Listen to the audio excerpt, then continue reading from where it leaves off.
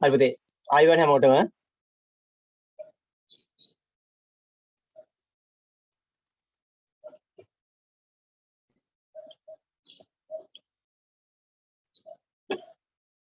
අපි ගිය සතියේ කතා කරලා නවත්ත දැනගන්නකෝ.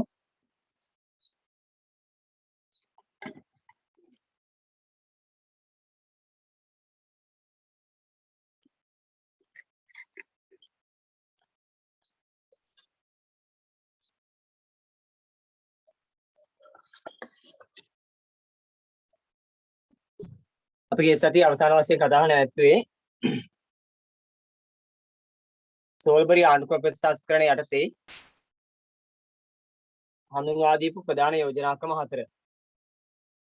සෝල්බරි ආණ්ඩුක්‍රම ප්‍රතිශාස්ත්‍රණය යටතේ හඳුන්වා දීපු ප්‍රධාන යෝජනා ක්‍රම 4 අපි ගිය සතියේ කතා කරා. අද දින අපිට ශ්‍රී ලංකාවේ දේශපාලන පක්ෂ ආරම්භ වීම ගැන කතා කරන්න. 85 පිටුව පෙරලා ගන්න පුතේ හැමෝම 85 පිටුව පෙරලා ගන්නකො.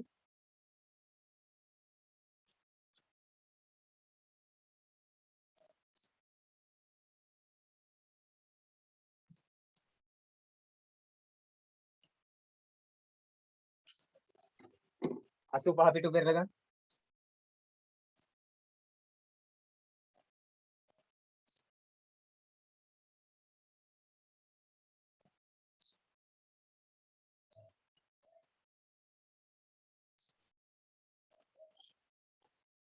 අසූ පහ පිටුවේ තියෙනවා ශ්‍රී ලංකාවේ දේශපාලන පක්ෂ ක්‍රමය කියන මාතෘකාව.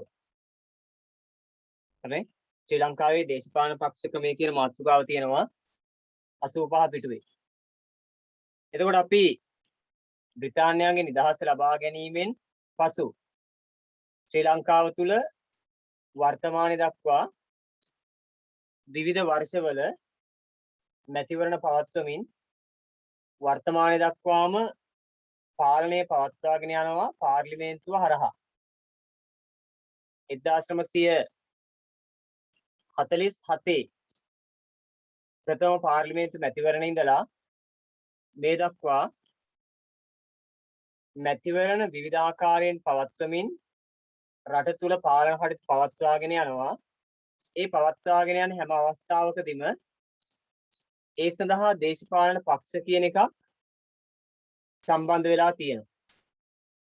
දේශපාලන පක්ෂ කියන එකක් බිහි වෙලා තියෙනවා. එතකොට මේ දේශපාලන පක්ෂ කියන එක අපිට එන්නේ බ්‍රිතාන්‍ය පාලනයත් එක්ක. බ්‍රිතාන්‍ය පාලනයත් එක්ක තමයි දේශපාලන පක්ෂ කියන එක එන්නේ. දේශපාලන පක්ෂ එන්න හේතුව තමයි ප්‍රජාතන්ත්‍රවාදය කියන එක පාර්ලිමේන්තු ප්‍රජාතන්ත්‍රවාදයේ වශයෙන් ලංකාවට පැමිණීම. පාර්ලිමේන්තු ප්‍රජාතන්ත්‍රවාදය. ලෝකෙ තිබුණ ප්‍රජාතන්ත්‍රවාදී ක්‍රම දෙකක්. ඍජු ප්‍රජාතන්ත්‍රවාදය සහ වක්‍ර ප්‍රජාතන්ත්‍රවාදය කියලා. පුරවැසි අධ්‍යයනය කරන දරුවෝ දන්නවා ඇති. ඍජු ප්‍රජාතන්ත්‍රවාදය සහ වක්‍ර ප්‍රජාතන්ත්‍රවාදය කියලා ප්‍රධාන අවස්ථා දෙකක් තිබුණා. ඒකෙන් අපේ රටේ තියෙන පාර්ලිමේන්තු ප්‍රජාතන්ත්‍රවාදයට අපි කියනවා වක්‍ර ප්‍රජාතන්ත්‍රවාදය. එතකොට ප්‍රජාතන්ත්‍රවාදය කියන එක බිහි වෙන්නේ ග්‍රීසිය කියන රටින්. ග්‍රීසියේ ඇතැන්ස් සහ ස්පාටා කියන නගර තුල ග්‍රීසියේ ඇතැන්ස් සහ ස්පාටා කියන නගර තුලින් ඒ ප්‍රජාතන්ත්‍රවාදය උපත ලබනවා. ඊට පස්සේ ප්‍රජාතන්ත්‍රවාදය ලෝකයේ විවිධ විප්ලවයන්ගේ ප්‍රතිඵලයන් ලෙස එකිනෙක රටවල් වල ව්‍යාප්ත වුණා. ඒ අනුව ඇමරිකා එක්සත් ජනපදය, එංගලන්තය කියන රටවල් වල මුලින්ම මේ දේශපාලන ප්‍රජාතන්ත්‍රවාදය ස්ථාපිත වුණා. යුරෝපා බලවතුන් විසින් යටත් කරගෙන පසුව නිදහස ලබාගත් රටවල් වල විශේෂයෙන් අපේ ලංකාව, ඉන්දියාව මේ වගේ ආසියාවේ, අප්‍රිකාවේ, මධ්‍යම ඇමරිකාවේ රටවල් ගොඩක් එහෙම නිදහස ලබා ගත්තා. අන්නේ නිදහස ලබාගත් රටවල් වලත් මේ ප්‍රජාතන්ත්‍රවාදය කියන එක පසු කාලීනව ස්ථාපිත වුණා. අපේ රජවරුන්ගේ කාලෙත් ප්‍රජාතන්ත්‍රවාදී ලක්ෂණ තිබුණා. ඒ විදිහේ පාලන ක්‍රම තිබුණා. හැබැයි මැතිවරණ පවත්වල නෙමෙයි ඒ පාලනය සඳහා නායකයන් තෝරගත්තේ. රජතුමා කියන ඒ ප්‍රධාන පාලකයා පරම්පරාවෙන් ආපු කෙනෙක් බවට පත් වුණා. පියපුතු උරුමයෙන් හරි සහෝදරයාගෙන් සහෝදරයාට හරි තමයි රජකම ලැබුණේ. නමුත් පාර්ලිමේන්තු ප්‍රජාතන්ත්‍රවාදයේ තුල විශේෂත්වය තමයි එහෙම පියපුතු උරුමයෙන් නෙමෙයි පරම්පරාවෙන් පරම්පරාවට නෙමෙයි ගොඩක් දුරට මහජන ඡන්දය තුලින් තමයි නායකයෙක් තෝරගත්තේ. ඒ අනුව එතකොට ප්‍රජාතන්ත්‍රවාදය කියන එක අපේ රට තුල දැන් ව්‍යාප්ත වෙලා තියෙනවා. ප්‍රජාතන්ත්‍රවාදය කියන්නේ මහජනයා විසින් මහජනයා උදෙසා මහජනතාව විසින්ම මහජනතාව උදෙසා පවත්වාගෙන යන පාලනයක්. ඒ කියන්නේ හැමෝටම අයිතිවාසිකම් භුක්ති විඳින්න පුළුවන් පාලන ක්‍රමයක්. හැම පුරවැසියෙකුටම සමාන අයිතිවාසිකම් භුක්ති විඳින්න පුළුවන් පාලනයකට කියනවා ප්‍රජාතන්ත්‍රවාදය. ඒතරේ ප්‍රජාතන්ත්‍රවාදයත් එක්ක තමයි ලංකාවේ දේශපාලන පක්ෂ කියන එක බිහි වෙන්නේ. අපිටර මතක තියාගන්න ඕන ප්‍රජාතන්ත්‍රවාදයේ උපත.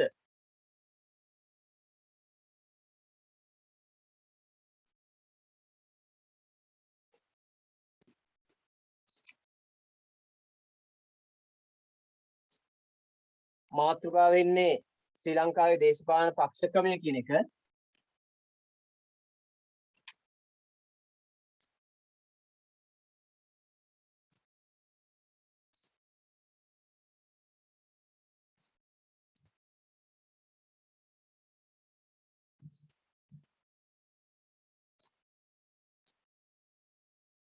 මාතෘකාව වෙනවා ශ්‍රී ලංකාවේ දේශපාලන පක්ෂ ක්‍රමය කියන එක. ඒක දැනගන්නට පෙර අපි දැනගන්න ඕන මේ දේශපාලන පක්ෂවල තියෙන්නේ ප්‍රජාතන්ත්‍රවාදය. දැන් ඉස්සෙල්ලා දැනගන්න ඕන මොකද්ද?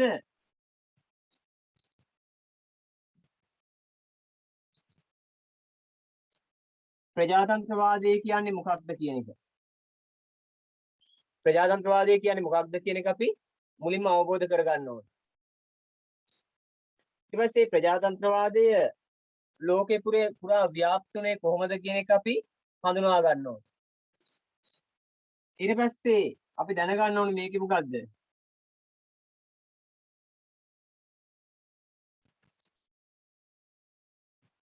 දේශපාලන පක්ෂයක් කියන්නේ මොකද්ද කියලා දැනගන්න ඕන.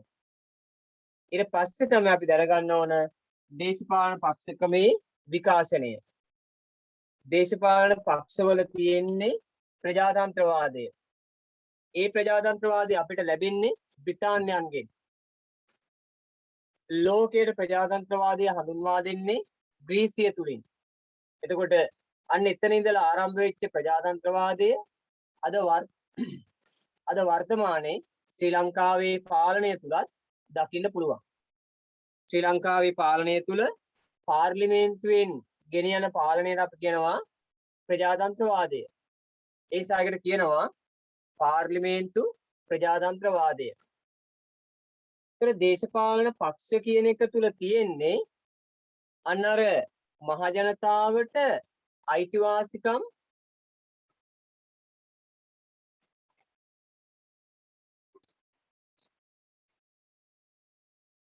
මම කියනේ වැහෙන්නේ නැහැ කියලා මැසේජ් එකක් ආවා මේ පුතේ මේ ඔයාලට සමහරට සිග්නල් අඩු ඇති හැමෝටම ඇහෙන්නේ නැති ප්‍රශ්නයක් නැහැ නේ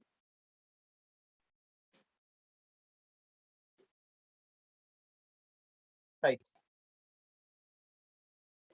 ඒතර මම කියමින් හිටියේ ශ්‍රී ලංකාව තුල මහජනතාවගේ අයිතිවාසිකම් භුක්ති විඳින්න පුළුවන් විදිහේ අපිට ජීවත් වීමේ නිදහස කතා කිරීමේ නිදහස ගමනාගමනයේ නිදහස ආර්ථිකයක නිරත වීමේ නිදහස අධ්‍යාපනය ලැබීම රැකියාවක් කිරීම මෙන්න මේ අයිතිවාසිකම් හැමෝටම සමානයි. ඒ අදාළ සුදුසුකම තියෙනව නම් ඒ අයිතිවාසිකම් ටික හැමෝටම භුක්ති විඳින්න පුළුවන්. ඒ තමයි ප්‍රජාතන්ත්‍රවාදයේ විශේෂත්වය. මොකද සෑම දිනාට සමාන වූ අයිතිවාසිකම් භුක්ති විඳින්න පුළුවන් හොඳ පාලකයෝ ටිකක් එක එක කාලේ අපේ රටේ පාලනය කරන රජයන් වල යහපත් ඒවාත් තියෙනවා අයහපත් ඒවාත් තියෙනවා.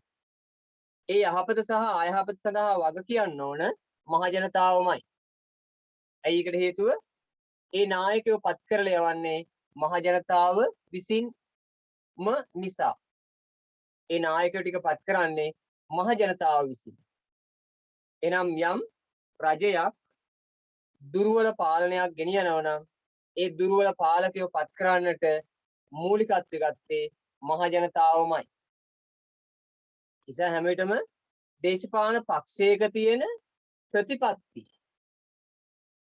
ජනතාවට අවශ්‍ය පාලනය දෙන්න සුදුසු ප්‍රතිපත්ති තියෙන කෙනා හොයලා තමයි ඡන්දය භාවිතා කළ යුත්තේ. ඒත් අපේ රටේ ඒ වගේ තත්ත්වයක් ඇති වෙන්නේ නැති නිසා කාලෙන් කාලෙට විවිධ ගැටලු ඇති වෙනවා. කාලෙන් කාලෙට විවිධ වූ ගැටලු ඇති වෙනවා. එහෙනම් දේශපාලන පක්ෂයක් කියන එක තුල තියෙන්නේ පාලන ප්‍රතිපත්ති ටික. ඒ පාලන ප්‍රතිපත්ති ටික ලාංකික වැසියන්ටම ಜಾති ආගම් සමාජ තරාතිරම් ධනවත් දුප්පත් ભેද නොසලකා හැමෝටම සම ආකාරයට භුක්ති විඳින්න අවස්ථාව දෙන්න ඕන. භුක්ති විඳින්න අවස්ථාව දෙන්න ඕන. ඒක මහා පරිමාණ ධනවතුන්ට ව්‍යාපාරිකයන්ට එක පාලනයක් වෙන්න බෑ නේ. දැන් මේ දවස්වල ඇවිල්ලා තියෙනනේ සීනි ප්‍රශ්නයක් නේද? මේ මහා පරිමාණ ධනවතුන්ට පක්ෂව ක්‍රියාත්මක වීමේ ප්‍රතිඵල. ඒක සාමාන්‍ය ඕනම දරුවෙකුට තේරෙන දෙයක්. ඒකට ඒ වගේ අර්බුදකාරී තත්ත්වයන් ඇති වෙන්නට ඒ නායකයෝ පත් කරලා යවුවේ මහ ජනතාවමයි. නිසා රටක පාලනය යහපත්ද අයහපත්ද කියන එක තීරණය කරන්නේ මහ ජනතාවගේ ඡන්දය තුලින්. මහ ජනතාව තමයි මේ සඳහා වග කියන්නට ඕන. ඔබට තාම මේ අවස්ථාව නැහැ 18 සම්පූර්ණ නැති නිසා. 18න් ඉහළ ඡන්දදායකයෝ ඒ සඳහා වගකීම දැරිය යුතුයි. right. එතකොට අපි දේශපාලන පක්ෂ ක්‍රමයට පෙර පුතේ මෙන්න මේ ප්‍රජාතන්ත්‍රවාදය ගැන දේශපාලන පක්ෂයක් කියන්නේ මොකක්ද කියන එකත් පිළිබඳව හඳුනා ගනිමු. හැම දරුවෙකු මාතෘකාව ලියන්න. ශ්‍රී ලංකාවේ දේශපාලන පක්ෂ ක්‍රමය මාතෘකාව දාගන්න. ශ්‍රී ලංකාවේ දේශපාලන පක්ෂ ක්‍රමය මාතෘකාව දාගන්න.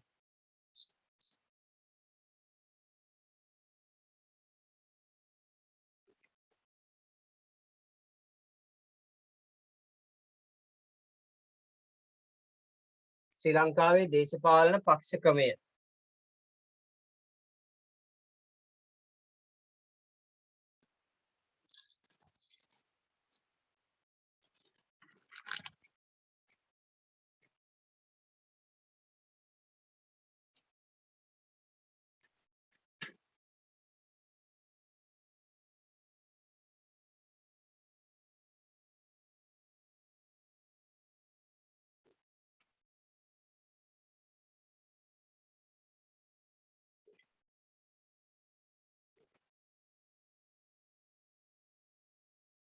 ශ්‍රී ලංකාවේ දේශපාලන පක්ෂ ක්‍රමය.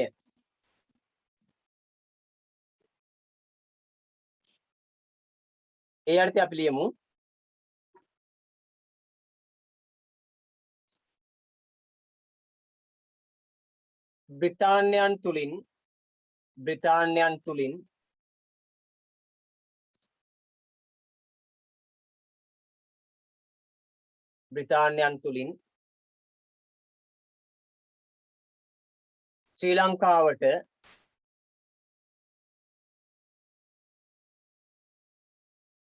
බ්‍රිතාන්‍යයන් තුලින් ශ්‍රී ලංකාවට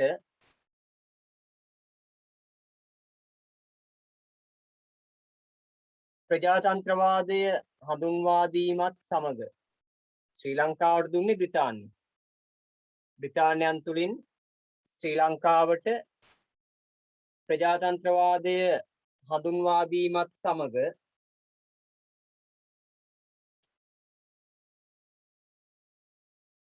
හඳුන්වා දීමත් සමග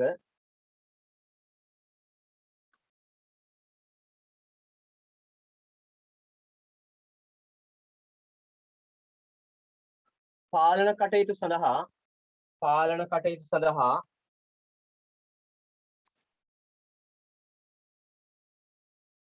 කටයුතු සඳහා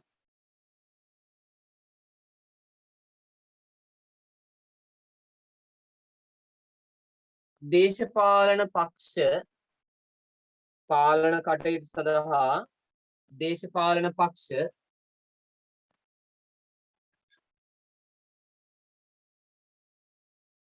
දේශපාලන පක්ෂ බිහිවිය දේශපාලන පක්ෂ බිහිවිය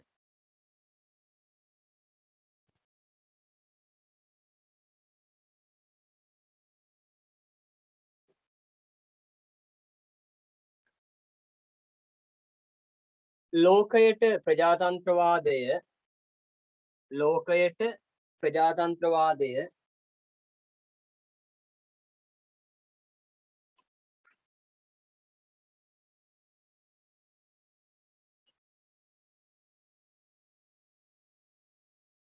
හඳුන්වා දීම සිදු වූයේ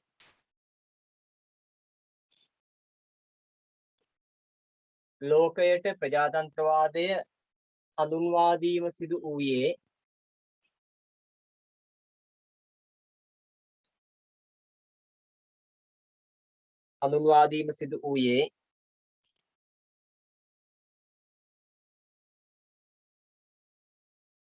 ග්‍රීසිය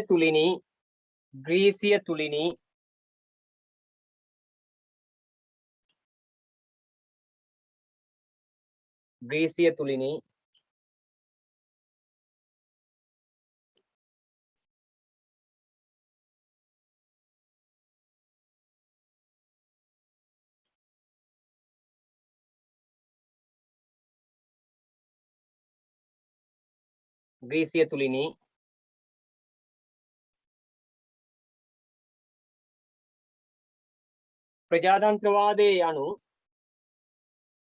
ප්‍රජාතන්ත්‍රවාදය යනු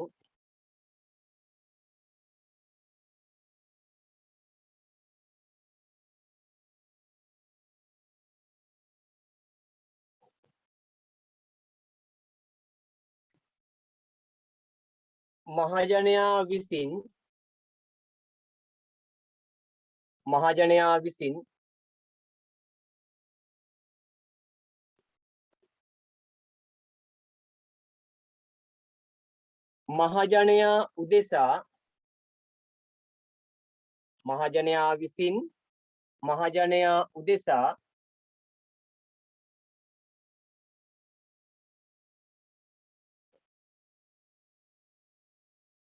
මහජනයා උදෙසා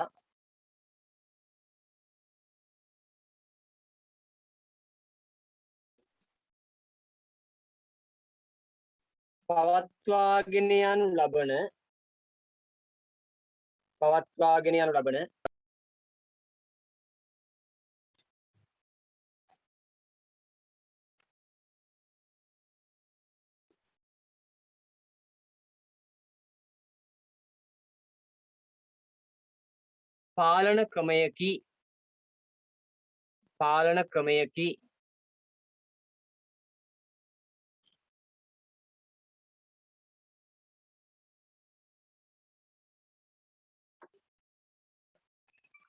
පාලන ක්‍රමයකි. ඒ කියන්නේ මහජනයා විසින් මහජනයා උදෙසා මහජනයා විසින්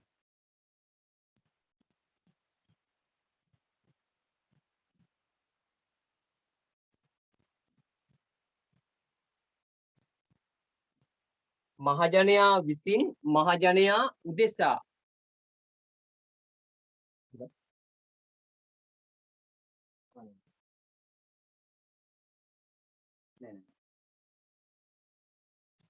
මහජනයා විසින් මහජනයා උදෙසා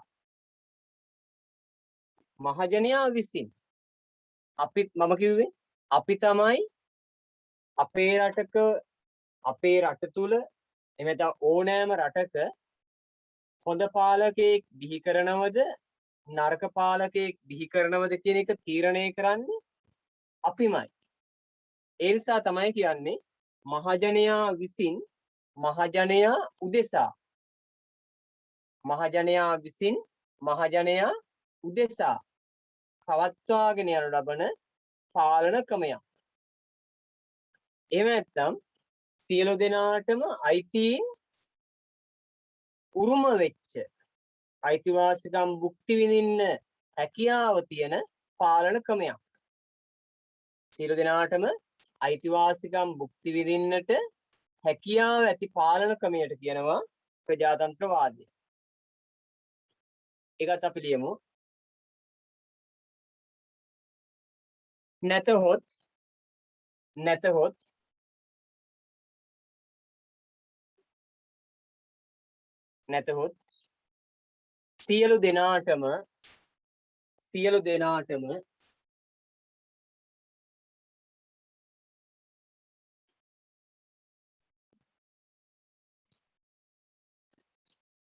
සියලු දෙනාටම අයිතිවාසිකම් හිමිවන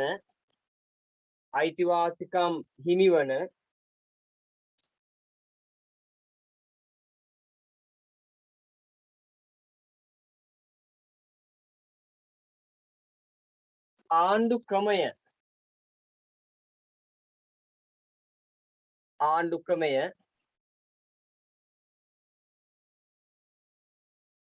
ප්‍රජාතන්ත්‍රවාදය ලෙස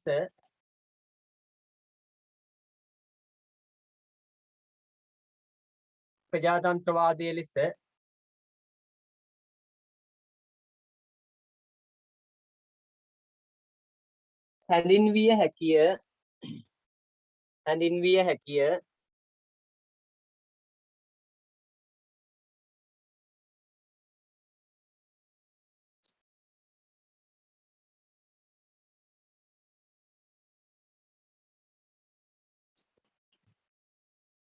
එම ප්‍රජාතන්ත්‍රවාදය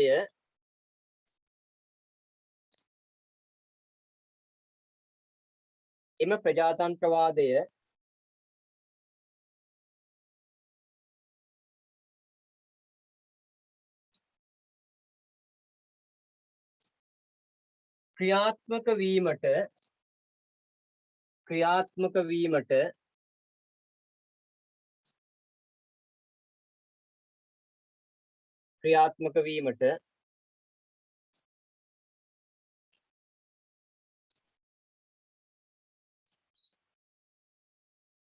පාර්ලිමේන්තුව නම්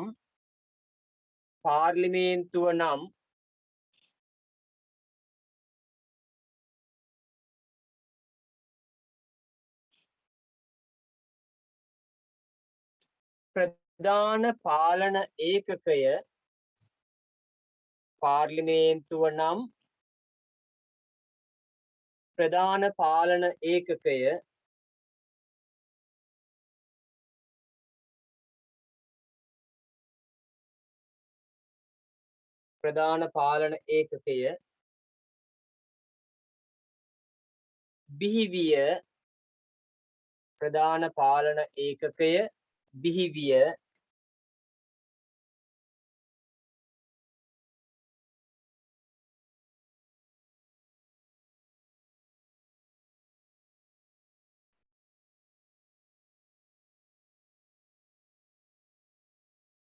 එහි දේශපාලන පක්ෂ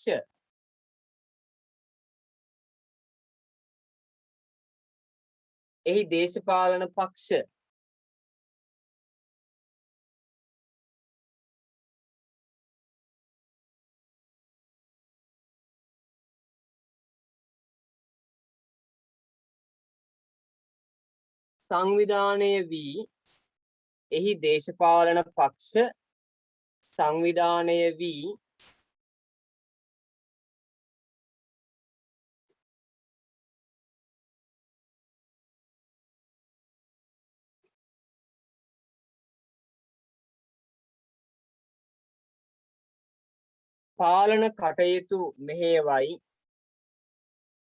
පාලන කටයුතු මෙහෙයවයි.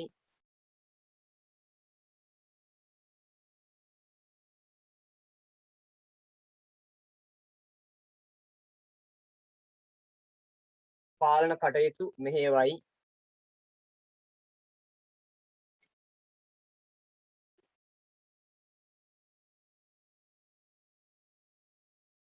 පාලන කටයුතු මෙහෙයවයි. එතකොට පුතේ පාර්ලිමේන්තුවේ පාලන කටයුතු මෙහෙයවන්නේ දේශපාලන පක්ෂ එකතු වෙලා. දැන් බලන්න ඕන අපි දේශපාලන පක්ෂයක් කියන්නේ මොකක්ද කියන එක. දේශපාලන පක්ෂයක් කියන්නේ මොකක්ද කියන එක. දැන් අපිට මාතෘකාව තියෙන්නේ දේශපාලන පක්ෂ ක්‍රමය. ඔය මෙතෙක් වෙලා කිව්වේ මේ දේශපාලන පක්ෂයක් බිහි වෙන්න හේතුව. නිකම්ම පාඩම ඔතනින් පටන් ගත්තාම ඇයි එහෙම එකක් උනේ කියලා අපි දන්නේ නැහැනේ. ඒක නිසා තමයි ඒකේ ආරම්භක සිදුවීමමම කතා කරේ. ඒතර දේශපාලන පක්ෂ බොහොමයක් තියෙනවා. සමහර රටවල පක්ෂ දෙකයි තියෙන්නේ. පක්ෂ එකක් නම් මේක රාජාණ්ඩු පාලනයක් නේ. ඒකාධිපති පාලනයක් නේ. පක්ෂ දෙකක් හෝ කිහිපයක් තියෙනවා. පක්ෂ දෙකක් හෝ කිහිපයක් තියෙනවා. ඒතර පක්ෂ දෙකක් හෝ කිහිපයක් තියෙනවා කියන්නේ හැම පක්ෂයකම තියෙනවා පාලන ක්‍රමයක්. හැම පක්ෂයකම තියෙනවා පාලන ක්‍රමයක් තියෙනවා. පාලන ක්‍රමයක් කියලා කියන්නේ එයාලගේ ප්‍රතිපත්ති ටික තියෙනවා. මැතිවරණයක් පවත්වන්නට ආසන්න කාලේ වෙනකොට එක එක දේශපාලන පක්ෂ විසින් මැතිවරණයක් පවත්වන්න ආසන්න වෙනකොට එකිනෙක පක්ෂ විසින් විවිධ ප්‍රතිපත්ති ඉදිරිපත් කරනවා. සුරාවෙන් තොර රටක්. එහෙම නැත්නම් අපි කියනවා මතින් තොර රටක්. එහෙම නැත්නම් මොනවද යුද්ධය නිමා කිරීම. දැන් යුද්ධ තියෙන කාලේ යුද්ධයට නිමාවක්. සමහර අය දානවා බඩගින්නට නිමාවක්. එහෙම නැත්නම් නිදහස් දේශයක්. ඒ වගේ එකිනෙක නම් වලින් ප්‍රතිපත්ති එනවා. ඒතකොට මේ ප්‍රතිපත්ති වල දාන්න යාලා පාලනයට આવොත් කරන වැඩ ටික. එයාලා පාලනයට આવොත් අපි මෙන්න මේ වැඩ ටික කරනවා. ප්‍රතිපත්ති ප්‍රකාශනය කියන එක තුල අන්තර්ගත වෙන්නේ අන්නේ ටික. එතකොට හැම දේශපාලන පක්ෂයක්ම මොනවා හරි ප්‍රතිපත්තියක් දානවා. හැබැයි ප්‍රතිපත්තිය රට තුල ක්‍රියාත්මක වීම තමයි මහජනතාව බලාපොරොත්තු වෙන්නේ. ඒ නිසා තමයි මහජනතාව ඔවුන්ට ඡන්දය ලබා දෙන්නේ. හැම පක්ෂයක්ම Taman පාලනයට ආවොත් මෙන්න මේ ටික කරගෙන යනවා කියන පොරොන්දුවක් දෙනවා. පොදු ප්‍රතිපත්ති ටිකක් දෙනවා. රට වැසියාටම ගැළපෙන ආකාරයක පොදු ප්‍රතිපත්ති ටිකක් දෙනවා. ඒ ප්‍රතිපත්ති ටික ජනතාව අනුමත කරලා ඔවුන් පාලනයට තෝරගන්නවා. හැබැයි ටික දවසක් යනකොට පාලකයෝ විසින් ඒ ප්‍රතිපත්තියෙන් බැහැරව තමයි පාලනය කරන්නේ. පාලකයෝ ඒ ප්‍රතිපත්තියෙන් බැහැලා වෙන පැත්තක තමයි පාලන කටයුතු කරන්නේ. ඊට පස්සේ මහජනතාව විසින් අන්නේ ප්‍රතිපත්ති මතක් කරන තමයි ওই උද්ඝෝෂණ ව්‍යාපාර වර්ජන ව්‍යාපාර සිදු කරන්නේ. මොකද ප්‍රතිපත්තියේදී කියනවා එක දවසකින් ඒව අමතක වෙනවා. අමතක වෙච්ච මතක් කරන්න වීදිවල උද්ඝෝෂණ වැඩ වර්ජන සත්‍යාග්‍රහ ක්‍රියාත්මක කරනවා. ඒ විදිහට මොකද වෙන්නේ? ඒ අයට ටික දවසකින් ප්‍රතිපත්ති අමතක වෙනවා. එනම් හැම දේශපාලන පක්ෂයක්ම මහජනතාවට තම පාලන ක්‍රමය තම පාලන ඉලක්කය කියලා දෙනවා. ඒ තුලින් ජනතාව එකතු වෙනවා ඒ පක්ෂ සඳහා. ඒවෙන් තමයි දේශපාලන පක්ෂ ශක්තිමත් වෙන්නේ. එනම් කිසියම් පාලන ප්‍රතිපත්තියක් මත රටේ පාලන බලය ලබා ගැනීමට සූදානම් කණ්ඩායම. කිසියම් පාලන ප්‍රතිපත්තියක් මත රටේ පාලන බලය ලබා ගැනීමට සූදානම් කණ්ඩායමට අපි කියනවා දේශපාලන පක්ෂයක් කියලා. ඒ වගේ දේශපාලන පක්ෂ අපේ රට තුල ගොඩක් තියෙනවා. ඒ නිසා ශ්‍රී ලංකාවේ තියෙන්නේ බහුපක්ෂ පාලන ක්‍රමයක්. බහුපක්ෂ පාලන ක්‍රමයක්. ප්‍රධාන ආණ්ඩු පක්ෂයට අමතරව විපක්ෂයට අමතරව පොඩි පක්ෂ මහ ගොන්නක් අපේ රටේ තියෙනවා. ඉන්දියාව ගත්තහමත් එහෙමයි. ඇමරිකාව ගත්තම බ්‍රිතාන්‍යය ගත්තට පස්සේ ඒවයි තියෙන ප්‍රබල පක්ෂ දෙකක්. ප්‍රබල පක්ෂ දෙකක් තියෙනකොට තරඟය වැඩි. එතකොට අනිවාර්යෙන්ම අර පොරොන්දු ක්‍රියාත්මක කළ යුතුමයි. පොරොන්දු ක්‍රියාත්මක කළ යුතුමයි. ඇයි? ආණ්ඩුවත් ප්‍රබලයි විපක්ෂයත් ප්‍රබලයි. ඒ වෙනකොට ජනතාවට ඒ පාලනය වෙනස් කරන්න හරි පහසුයි. ඒ නිසා ද්විපක්ෂයක් ප්‍රබල ද්විපක්ෂයක් පක්ෂ දෙකක් තියෙන රටවල් වල මහජනත අවශ්‍යතා ඉටුවීම සාර්ථකයි. අපේ රටේ තියෙන බහුපක්ෂයක් කාලීනව පක්ෂ මහා ගොඩක් එකතු වෙනවා. එහෙම වුණාට පස්සේ මේකේ ප්‍රබල ආණ්ඩුවක් සහ විපක්ෂයක් කියන එක ගොඩ නැගෙන්නේ නැහැ. එහෙම ආණ්ඩුවයි විපක්ෂයයි ප්‍රබල නොවනකොට මොකද වෙන්නේ? තම තමන්ගේ අවශ්‍යතා මත පාලනය කරනවා මිස අර මහජනතාවගේ ආණ්ඩුව කියන එක අමතක කරලා කටයුතු කරන්නේ. එතකොට ඒක රටේ පාලනය මහජනතාවට ගැටලු සහගත එකක් බවට පත් වෙනවා. හරිනේ? රයිට්. අපි ඒකටම ලියමු. ඒ අනුව ඒකටම ලියන්න. ඒ අනුව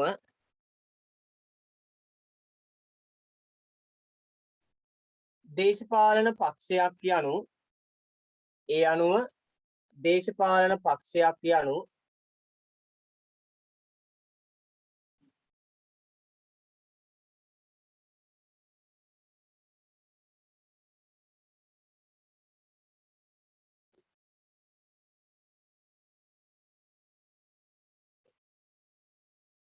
දේශපාලන පක්ෂයක් යනු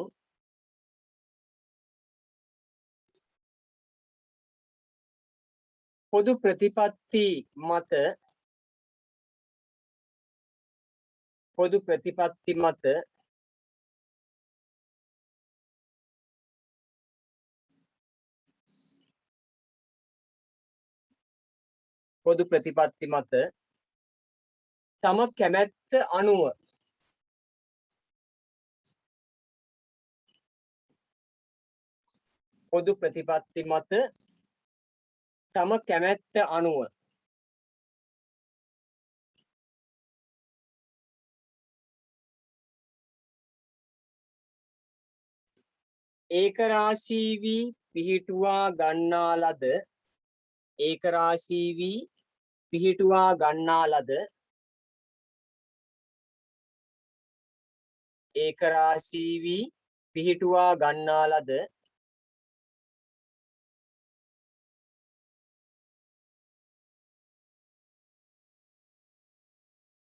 ඒකරාශී වී පිහිටුවා ගන්නා ලද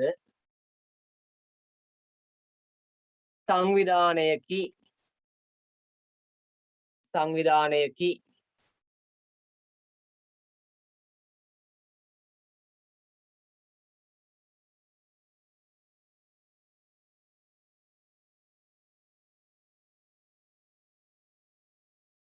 පිටුවා ගන්නාද සංවිධානයකි.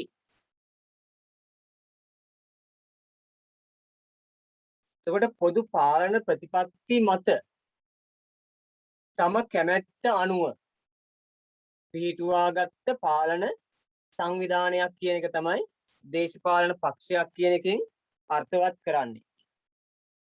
පැහැදිලිද? දේශපාලන පක්ෂයක් කියන්නේ තම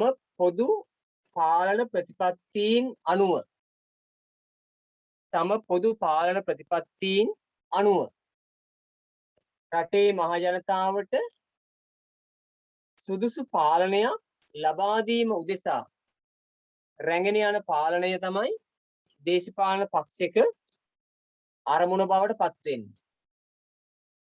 එතකොට මේ දේශපාලන පක්ෂ කොටස් දෙකකට වෙන් වෙනවා, ද්විපක්ෂ සහ බහුපක්ෂ කියලා. ද්විපක්ෂ කියන්නේ ප්‍රබල පක්ෂ දෙකක් සහිත පාලනය. බහුපක්ෂ කියලා කියනවා ප්‍රධාන පක්ෂ දෙකක් වෙනුවට පක්ෂ බොහොමයක එකතුවක් තුලින් පාර්ලිමේන්තුව සංවිධානය වෙලා තියෙනවා නම් මේ පක්ෂවලට ජනතා නියෝජිතයෝ තෝරා ගැනීම සිදු වෙන්නේ මහජන ඡන්දයෙන්. ඒ නිසා මේ ප්‍රජාතන්ත්‍රවාදයේ පුතේ අපි කියනවා වක්‍ර ප්‍රජාතන්ත්‍රවාදය කියලා. පුරවැසි අධ්‍යයනය කියන පාඩම් වල මේක හොඳට විස්තර කරලා තියෙනවා. ඒ ටික අවශ්‍ය වෙන්නේ අපිට. එතකොට දේශපාලන පක්ෂවල පොදු ප්‍රතිපත්ති තියෙනවා. ඒ ප්‍රතිපත්ති සඳහා ජනතාව ඡන්දය තුලින් එකතු වෙනවා. රටේ ජනාධිපති වෙන්න පුළුවන්, අගමැති වෙන්න පුළුවන්, മന്ത്രിවරු වෙන්න පුළුවන්. මේ අය තෝරා පත් කර ගන්නට රටේ සෑම ප්‍රදේශයකම මහජනතාව සම්බන්ධ වී ඇත. මහජනතාව විසින් තමයි ඡන්දේ දාලා ඒ නායකයෝ තෝරගන්නේ. මහජනතාව ඡන්දේ දාන්න යනකොට තනියෙන් යන්නේ, ආරක්ෂාවක් නැහැ. හැබැයි ඡන්දයෙන් තේරිච්ච නායකයා මහජනතාව පැත්තට එන්නේ ආරක්ෂාව සහිතව. ඒකට එක හේතුවක් තමයි මොකද්ද? තම වගකීම මැනවින් ඉටු කරා නම් බය නැතු වෙන්න පුළුවන්. වගකීම ඉටු වෙන්නේ නැති වෙනකොට පොඩි බයක් ඇති වෙනවා. ඒක නිසා තමයි ලොකු ආරක්ෂාවක් මැද්දේ බොහෝ නායකයෝ මහජනතාව අතරට ගමන් කරන්නේ. right. ඒ අනුව ඒකටම ලියන්න. ඒ අනුව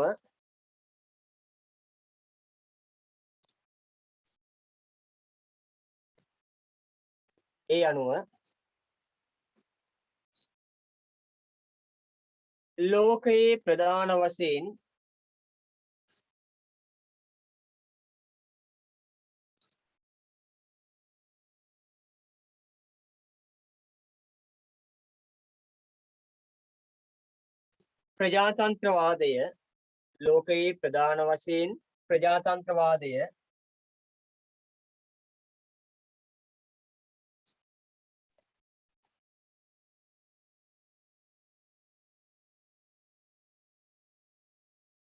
ප්‍රජාතන්ත්‍රවාදය දෙආකාරයකින් ක්‍රියාත්මක වෙයි.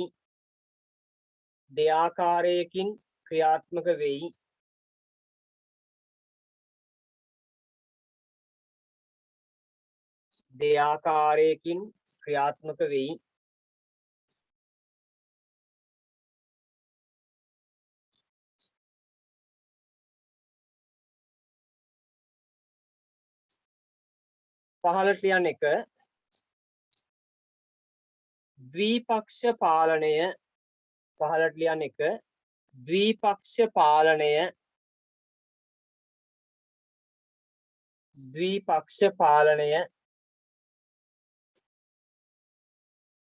ද්විපක්ෂ පාලනය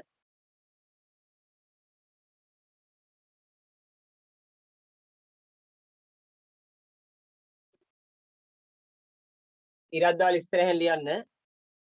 ඇමරිකා එක්සත් ජනපදය එංගලන්තය ඒ රටවල් වල මුලින් තිබුණේ ඒ ද්විපක්ෂ ඇමරිකා එක්සත් ජනපදය එංගලන්තය කියන්නේ බ්‍රිතාන්‍ය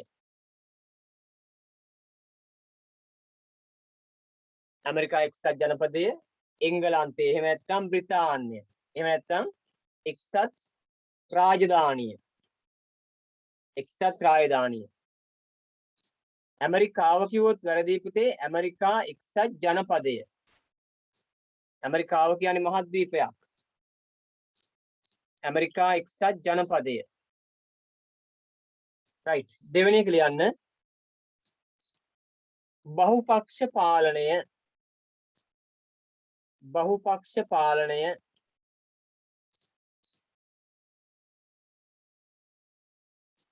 බහුපක්ෂ පාලනය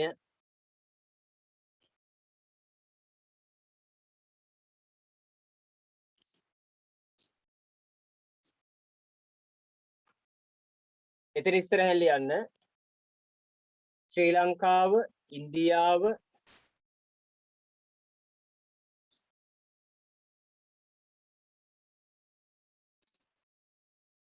ශ්‍රී ලංකාව ඉන්දියාව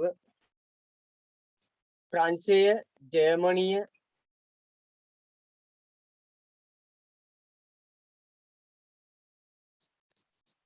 ශ්‍රී ලංකාව ඉන්දියාව ප්‍රංශය ජර්මනිය right මේ වගේ ගොඩක් රටවල් වල තියෙන්නේ බහුපක්ෂ පාලන ක්‍රමයක් හරිනේ මේ වගේ ගොඩක් රටවල් වල තියෙන්නේ බහුපක්ෂ පාලනයක් අපේ රටේ තියෙන්නේ බහුපක්ෂ පාලනයක් අලුත් රූලකින් ලියන්න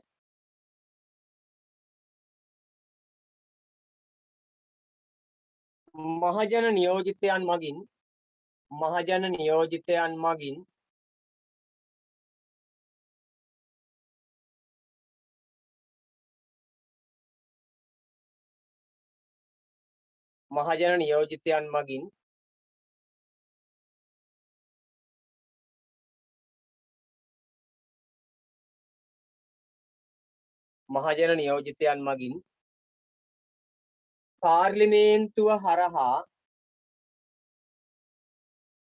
පාර්ලිමේන්තුව හරහා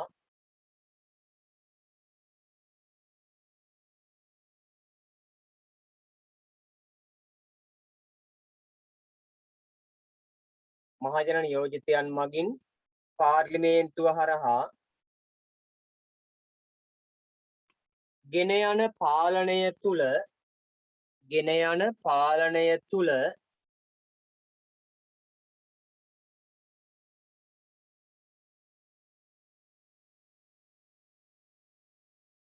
ගෙන යන පාලනය තුල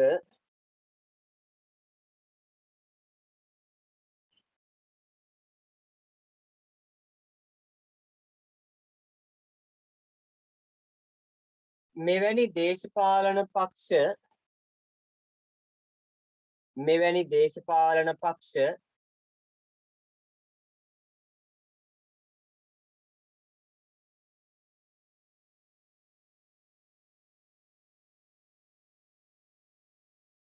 දේශපාලන පක්ෂ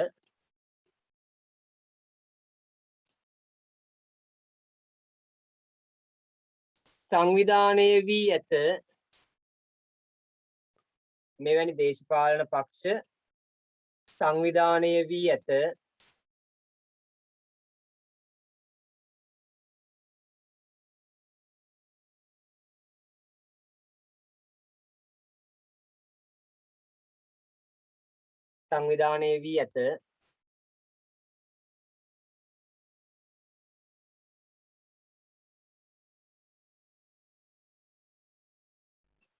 ශ්‍රී ලංකාවේ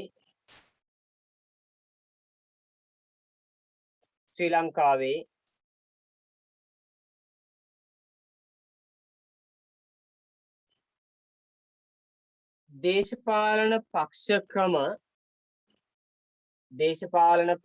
ක්‍රම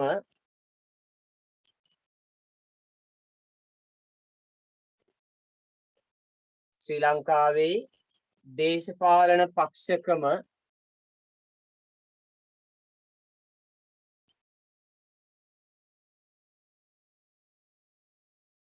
භාවිතය ආරම්භ වූයේ භාවිතය ආරම්භ වූයේ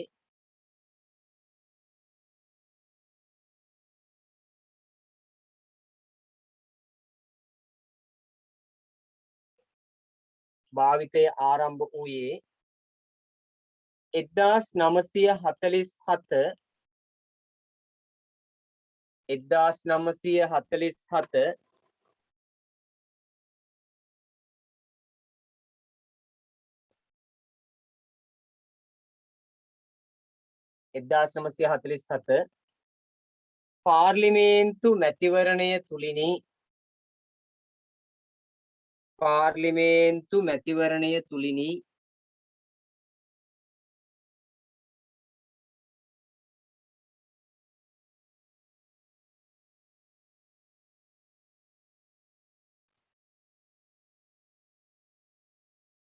ඒ අනුව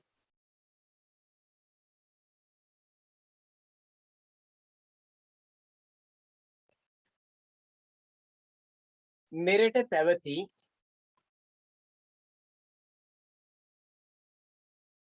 පැවති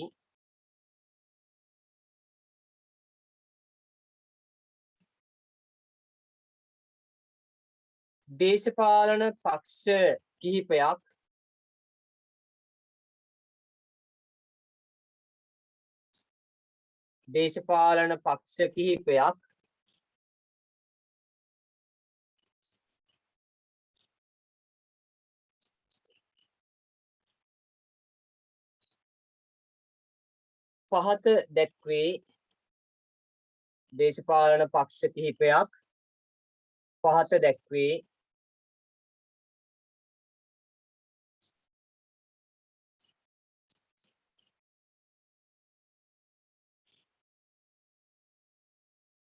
පහත දැක්වේ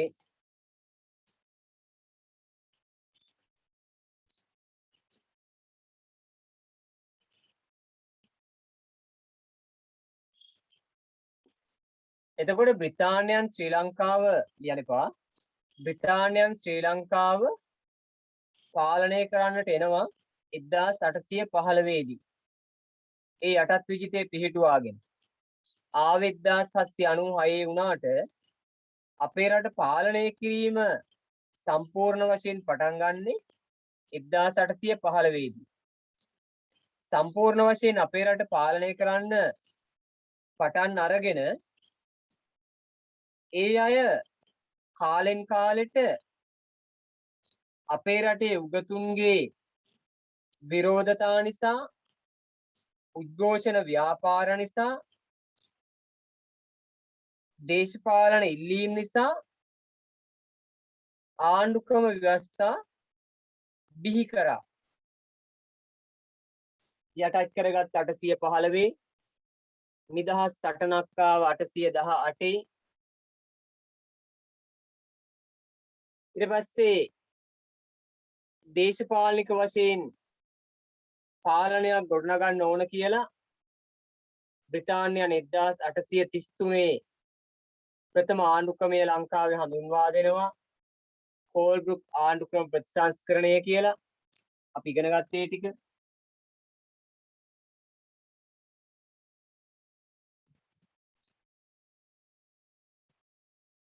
අටසිය 33 කෝල්බ්‍රුක් ආණ්ඩුක්‍රමය කියලා පළවෙනි ආණ්ඩුක්‍රම ව්‍යවස්ථාව බිහි වෙන්න පටන් ගත්තා. එතකොට 1815 බ්‍රිතාන්‍යයන් ලංකාවේ බලය තහවුරු කරගනකොට අපේ රටේ රජුගේ පාලනයක් තිබුණා. හැබැයි ඒක ලිඛිත ව්‍යවස්ථා ඊට පස්සේ ප්‍රධාන පාලන පාර්ලිමේන්තු ඒවායින් තොර රජවාසල රාජ්‍ය සභාව පදනම් කරගත්ත පාලනයක්. ඒව වෙනස් කරලා දාලා බ්‍රිතාන්‍යයේ තිබිච්ච පාලන ක්‍රමය ලංකාවේ ගොඩනගනවා. බ්‍රිතාන්‍යයේ තිබිච්ච පාලන ක්‍රමය ලංකාවේ ගොඩනගනවා. ඒ අනුව 833 කෝල්බ්‍රුක් ප්‍රතිසංස්කරණය හඳුන්වා දීලා එතෙන් සිට ආණ්ඩුක්‍රම ව්‍යවස්ථා කිහිපයක් විකාශනය වෙනවා. එතෙන් සිට කාලීනව ආණ්ඩුක්‍රම ව්‍යවස්ථා කිහිපයක් විකාශනයට ලක් වුණා. එහෙම ඇවිත් 1910 හඳුන්වලා දීලා 12 ක්‍රියාත්මක වෙච්ච එක 1921 ක්‍රියාත්මක වෙච්ච එක 1924 1931 මෙහෙම ආණ්ඩුක ව්‍යවස්ථා ටිකක් බිහි කරගෙන ආවා. කාලෙන් කාලෙට මේ ව්‍යවස්ථා වෙනස් කරේ අපේ උගත් ලාංකිකයන්ගේ විරෝධතා නිසා. ඊට පස්සේ 44 සෝල්බරි ආණ්ඩුකාරවරේ ඇවිල්ලා 44 සෝල්බරි ආණ්ඩුකාරවරේ ඇවිල්ලා ඒ ගැන සොයා බලලා ඒ කියන්නේ අපේ රටේ පාලනය පිළිබඳව සොයා බලලා 1946 මැතිවරණයක් පවත්වන්නට සූදානම් වුණා. ඒ මැතිවරණය පැවැත්වුවා 1947. අන්න එතනදී ලංකාවේ ප්‍රථම වරට පාර්ලිමේන්තුව කියන එක බිහි වෙන්න පටන් ගත්තා.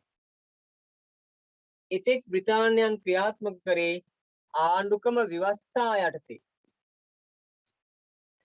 එම ක්‍රමය වෙනස් කරලා 47 පාර්ලිමේන්තු මැතිවරණය ලංකාවේ ස්ථාපනය වෙනවා. පාර්ලිමේන්තු මැතිවරණය. ඒතකොට දේශපාලන පක්ෂ ඒ මැතිවරණේ තමයි එකට එකතු වෙන්නේ. දේශපාලන පක්ෂ එතනදී තමයි එකට එකතු වෙන්නේ. ඊට පෙර ඉඳලා දේශපාලන පක්ෂ තිබුණා. ඊට පෙර ඉඳලා ලංකාවේ දේශපාලන පක්ෂ තිබුණා. ප්‍රථම පක්ෂය තමයි කම්කරු පක්ෂය. 1923 පිටුවා ගත්තේ. ඒක පුතේ අච්චුපතේ දාලා නැහැ. මම ලියන්න දෙන්නම්. අච්චුපතේ එක දාලා නැහැ. 1923 ඒ.ඊ. ගුණසිංහ මහතාගේ මූලිකත්වයෙන් ලංකා කම්කරු පක්ෂය කියන එක බිහි වුණා. පක්ෂ බිහි වුණාට ඒ අයට පාලනයට සම්බන්ධ වෙන්න පුළුවන් වෙන්නේ 47 මැතිවරණ අවස්ථාවේ. 1935 සම සමාජ පක්ෂය බිහි වෙනවා. 43 කොමියුනිස්ට් පක්ෂය බිහි වෙනවා. ඒ සියලු පක්ෂ පාලනයට එකතු වෙන්නේ 1947 සිට. එතන ඉඳලා තවදුරටත් කාලෙන් කාලයට දේශපාලන පක්ෂ වෙනස් වෙවි යනවා. දැන් අපි දන්නවා මෑත කාලය තුල නේ ශ්‍රී ලංකා නිදහස් පක්ෂයෙන් කොටසක් කැඩිලා ගිහිල්ලා පොදු ජන පෙරමුණ කියන එකක් බිහි වුණා නේ. මෑත කාලේ ඔයාලා දන්න එකක් නේ. ශ්‍රී ලංකා නිදහස් පක්ෂයෙන් කොටසක් කැඩිලා ගිහිල්ලා පොදු ජන පෙරමුණ කියලා එකක් බිහි වුණා. එක්සත් ජාතික පක්ෂයෙන් කොටසක් කැඩිලා ගිහිල්ලා සමගි ජන බලවේගය කියලා බිහි වුණා.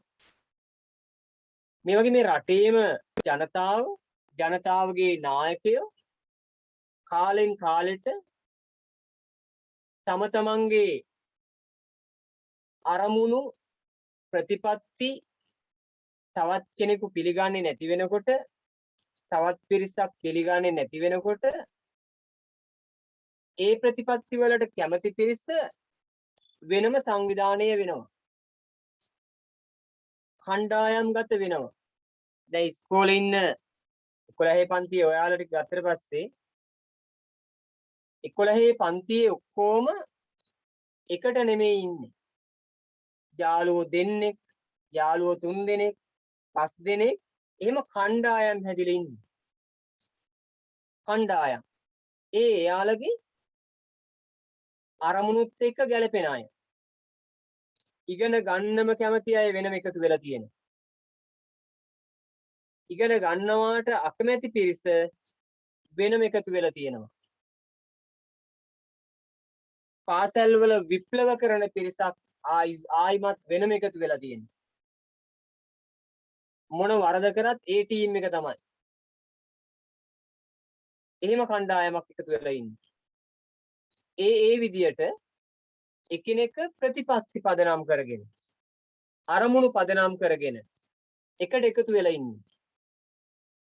දැන් අපි පන්ති පටන් ගන්නකොට ගොඩක් අය ඉන්නවා. ටික වෙලාවක් යනකොට එයින් ටිකක් අයින් වෙනවා. ඒ මොකද? මගේ ඉතිහාසය ඉගැන්වීමේ ක්‍රමය පිළිගන්න බැරි අය. මගේ ඉතිහාසය ඉගැන්වීමේ ක්‍රමය අනුමත කරන්නේ නැති අය. ඒකට හැඩගැහෙන්න බැරි අය. මගේ ඉතිහාසය ඉගෙන ගන්න අනුගත වෙන්න බැරි වුණාට මේකට හැඩගැහෙන්න බැරි වුණාට ඔබ කොයිබින් හරි ඉතිහාසය ඉගෙන ගන්න ඕන. පාසල් යාමේ කාලයක් අපිට කියන්න බැරි නිසා කොතනකින් හෝ ඔබ ඉතිහාසය ඉගෙන ගන්න ඕන වෙනවමයි. අර මුලින්ම සම්බන්ධ වෙච්ච ළමයා අන්තිම වෙනකොට ටිකක් වෙලා යනකොට නිකන් එපා ගතියක් ඇති වෙනවා. ඉගෙන ගන්න ගියාමත් එපා වෙනෝනේ නේද? ඉගෙන ගන්න ගියාමත් එපා වෙනවා. දැන් මුලින්ම පන්තියේ ආරම්භයේම සිදු වෙනකොට සඳලිනේ සඳලි තමයි මම හිතන්නේ ඉස්සෙල්ලම පන්තියට සම්බන්ධ වුනේ.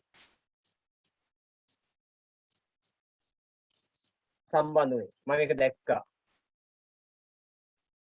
සමහර දරුවෝ පටන් ගන්න වෙලේ ඉඳලා අවසාන වෙලාව වෙනකම් ඉන්නවා පාඩම මනවින් තේරුම් ගන්න.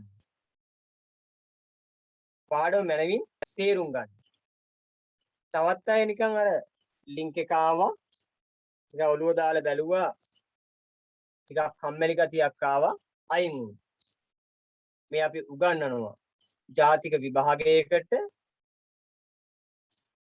ශ්‍රී ලාංකීය ජාතිකයන්ගේ 11 ශ්‍රේණියේ දරුවන්ට පොදුවේ උගන්වන අකුර ඇකඩමියේ අධ්‍යාපනික වැඩසටහන මේ යන්නේ.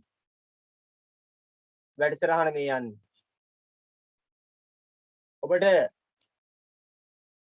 සතියක් දෙකක් මේක නිදහසේ ඉගෙන ගන්න අවස්ථාව දීලා තියෙනවා. රටේ මේ පවතින තත්ත්වෙත් එක්ක මුදල් ගෙවූ නොගෙවූ සියලුම දෙනාට නිදහසෙත් ඉගෙන ගන්න අවස්ථාව දීලා තියෙනවා. අපි මුදල් ගෙවූ පිරිස විතරක් මේක අරගෙන යන්නේ නැහැ. ඒ අවස්ථාව දීලා තියෙන ඉගෙන ගන්න දරුවෙක් ඉන්නවනම් ඒවට සම්බන්ධ වෙන්න. අවශ්‍යතාවයේ තියෙන දරුවෙක් ඉන්නවනම් කොහොම හරි මේකට සම්බන්ධ වෙන තමයි ඒ අපි නිදහස දීලා තියෙන්නේ. එතකොට මගේ කාර්යය තමයි ඔබට පාඩම ආයි තව කොයිකින් හරි තව ගුරුවරයෙකුගෙන් මේ පාඩම ඉගෙන ගන්න ඕන නැති විදියට උගන්වන එක. මේ උගන්වපු ටික ඔබට තව ගුරු භවතෙකුගෙන් ආයි ඉගෙන ගන්න ඕනේ නැහැ. හරියට අහගෙන ඉඳියනම් හරියට තේරුම් ගත්තනම් ආයි තව ගුරු භවතෙක්ගෙන් ඉගෙන ගන්න අවශ්‍ය වෙන්නේ නැහැ. ප්‍රශ්නයක් වෙන්න විදියක් නැහැ. ප්‍රශ්නයක් වෙනව නම් මගෙන් කතා කරලා අහන්න. ඕනම වෙලාවක මට කතා කරලා අහන්න.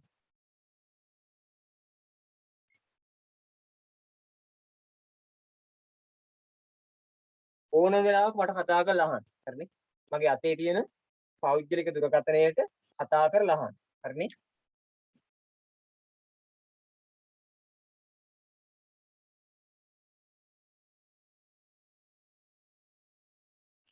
කතා කරලා අහන්න මේකට ඕනම ගැටලුවක් ඕනම මොහොතක අහන්න. වැඩි විස්තර මොනවා හරි ගැටලු තියෙනවා නම් මේකට එවන්න. මේ නම්බරයට එවන්න. හරිනේ? මේකට කතා කරන්න. මේකට එවන්න. සිංහලෙන් කිව්වම හරිනේ නේ?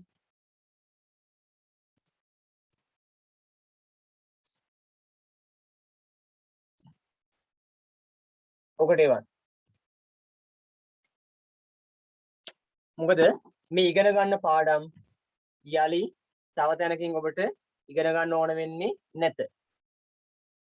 මේවට අමතරව තව මොනවා හරි කරුණු දැනගන්න ඕන නම් කතා කරලා අහගන්න. නැත්නම් එවන්න. අකුර ඇකඩමියේ 11 ශ්‍රේණියේ ඔයාලගේ නම දාලා හරි නැත්නම් ළමයෙක් කියලා හරි දාලා එවන්න. එහෙම නැත්නම් කතා කරන්න. හරිනේ? එතකොට අපිට ඒ ගැටලු ටික විසඳ ගන්න පුළුවන්. ඔබ රටේ මොන පළාතේ මොන දිස්ත්‍රික්කේ මොන ප්‍රදේශිනවද කියලා මම දන්නේ නැහැ. හැබැයි මම දන්නවා ඔබ මේ රටේ දරුවෝ. ඔබ මේ රටේ දරුවෝ. නිසා මේ රටේ දරුවෝ හොඳට ඉගෙන ගත යුතුයි. මේ රටේ දරුවන්ට හොඳට ඉගැන්විය යුතුයි. මගේ වගකීම. ඒ නිසා ඔබ හරියට ඉගෙන ගන්න. මගේ කාර්යය මම කරලා දෙන්නම්. මෙන්න ගැටලු වලට විසඳුම් දෙන්න පුළුවන්. හරිනේ? right. එතකොට පුතේ අපේ රටේ දේශපාලන පක්ෂ ක්‍රියාකාරීව දකින්න පුළුවන් ඉන්නේ 1947 සිට. ඊට පෙර දේශපාලන පක්ෂ බිහි වෙලා තිබුණට දේශපාලන පක්ෂයක් කියන්නේ මොකද්ද? ප්‍රතිපත්ති මත එකතු වෙච්ච පිරිසක්. ප්‍රතිපත්ති මත එකතු වෙච්ච පිරිසක්. එයාගේ ප්‍රතිපත්ති වලට කැමති පිරිසක් ඉන්නේ. පිළිගන්න පුළුවන් පිරිසක් ඉන්නේ. ඒ ප්‍රතිපත්ති වලට කැමති පිළිගන්න පුළුවන් පිරිසක් ඉන්නේ.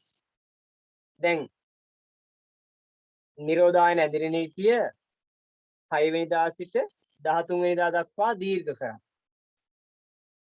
කමිටුවක් එකතු වෙලා පොදු එකඟතාවයකට ආවා. අන්න ප්‍රතිපත්තියක් හදාගත්තා. ඒ කමිටුව එකතු වෙලා පොදු එකඟතාවයකට ආවා. පොදු එකඟතාවයකට ආවා. නැත්නම් එක්කෙනෙක් කියනවා මම කැමති මේක විවෘත කරන්න. මම නම් කැමති නෑ මේක විවෘත කරනවාටනේ. ඔහොම කතා කරොත් මේ අපේ ගැටලු වැඩි වෙනවා. නිසා ඔක්කොම එකතු වෙලා පොදු පිළිගැනීමකට පොදු එකඟතාවයකට ආවා. ඒක නිසා තමයි 13 වෙනිදා දක්වා ඒක දීර්ඝ කරේ. ඒ කියන්නේ රට අනාරක්ෂිතයි තවදුරටත් ඔබ ආරක්ෂා වෙන්න ගෙදර ඉඳගෙන සියලු විෂයන් වල ඉගෙන ගැනීමේ කටයුතු ටික සිදු කරන්න. ඉගෙන ගැනීමේ කටයුතු ටික සිදු කරන්න. right. එතකොට පුතේ මෙතනින් පස්සේ දේශපාලන පක්ෂ ක්‍රියාකාරී වුණා. ඊට පෙර තිබුණා සම සමාජ පක්ෂය, කම්කරු පක්ෂය, කොමියුනිස්ට් පක්ෂය කියන පක්ෂ මුලින් තිබුණා. ඒවා පණ ගහලා බලයට සම්බන්ධ වෙන්නේ 1947 සිට. 47 දී ප්‍රබල පක්ෂයක් බවට පත් වුණේ එක්සත් ජාතික පක්ෂය. පොඩි පක්ෂත් ගොඩක් තිබුණා. ප්‍රබල පක්ෂය වෙනවා එක්සත් ජාතික පක්ෂය. ඒ අනුව මේ මැතිවරණයෙන් බලය ලබා ගත්තා එක්සත් ජාතික පක්ෂය. right. අපි ලිව්වේ දේශපාලන පක්ෂ කිහිපයක් පහත දැක්වේ කියලා. හරිනේ? 85 පිටුවේ අවසාන කොටසේ 85 පිටුවේ අවසාන කොටස තියෙනවා ලංකා සම සමාජ පක්ෂය. අන්නේ ඡේද පුතේ චුට්ටක් කියව ගන්නකො බලන්න. 85 පිටුවේ අන්තිම ඡේද පොඩ්ඩක් කියව ගන්නකො. 85 පිටුවේ අන්තිම ඡේදය.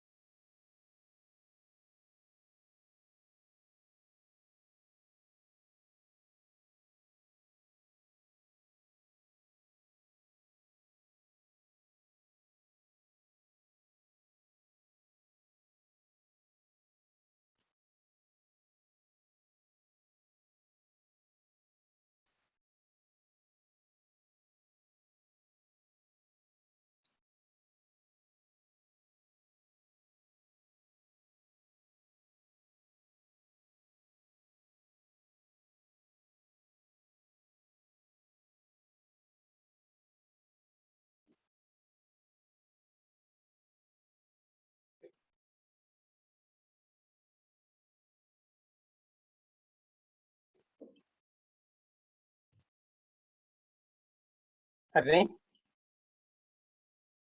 ඒක තියෙනවා ආචාර්ය එන්.එම්. පෙරේරා. සිංහලෙන් කියනකොට එන්.එම්. නේ. ඒතකොට එන්.එම්. පෙරේරා. මහතා ආචාර්ය කොල්වින් ආර්ද සිල්වා මහතා, පිලිප් ගුණවර්ධන වැනි නායකයෝ විදේශ රටවලදී වාමාංශික දේශපාලනයේ ආభాෂය ලබා මෙරටට ගැලපෙනසේ ක්‍රියාත්මක කිරීමට 1935 දී සම සමාජ පක්ෂය පිහිටුවා ගත්තා. ඒ කියන්නේ ලෝකයේ පුතේ ප්‍රජාතන්ත්‍රවාදයේ තුල තිබුණා ප්‍රධාන ගති ලක්ෂණ දෙකක්. සමාජවාදී දර්ශනය සහ ධනවාදී දර්ශනය. සමාජවාදී සහ ධනවාදී. ධනවාදී සමාජ දර්ශනයේ විශේෂත්වය තමයි ඔන්න මැසේජ් එකක් ආවා වාමාංශික දේශපාලන පක්ෂයක් කියන්නේ මොකක්ද කියලා. ඒක තමයි මේ කියලා දෙන්න හදන්නේ. ලෝකේ තිබුණ පුතේ ධනවාදයේ සහ සමාජවාදයේ කියන අංශ දෙකක් ගොඩ නැගිලා. දැන් ඇමරිකාව එංගලන්තය වගේ රටවල් වල තියෙන්නේ ධනවාදයේ පදනම් කරගත්ත.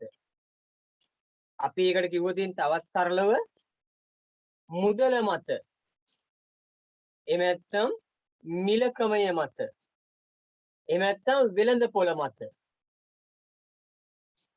ගොඩනැගෙන පාලනයක් තියෙනවා. ඒ කියන්නේ මුදල් වලට නෙමෙයි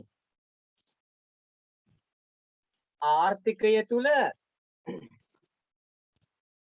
මූලිකත්වය ගැන කටයුතු කිරීම. ජනතා සුබ සාධනයට වඩා රටේ ආර්ථිකය රටේ වෙළඳ පොළ පවත්වාගෙන යාම සඳහා වෙළඳ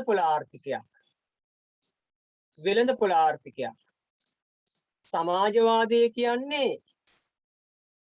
සමාජ සුබ සිද්ධිය ජනතා සුබ සාධනයමයි. රටක සංවර්ධනයේ අංශ දෙකක් තියෙනනේ පුතේ.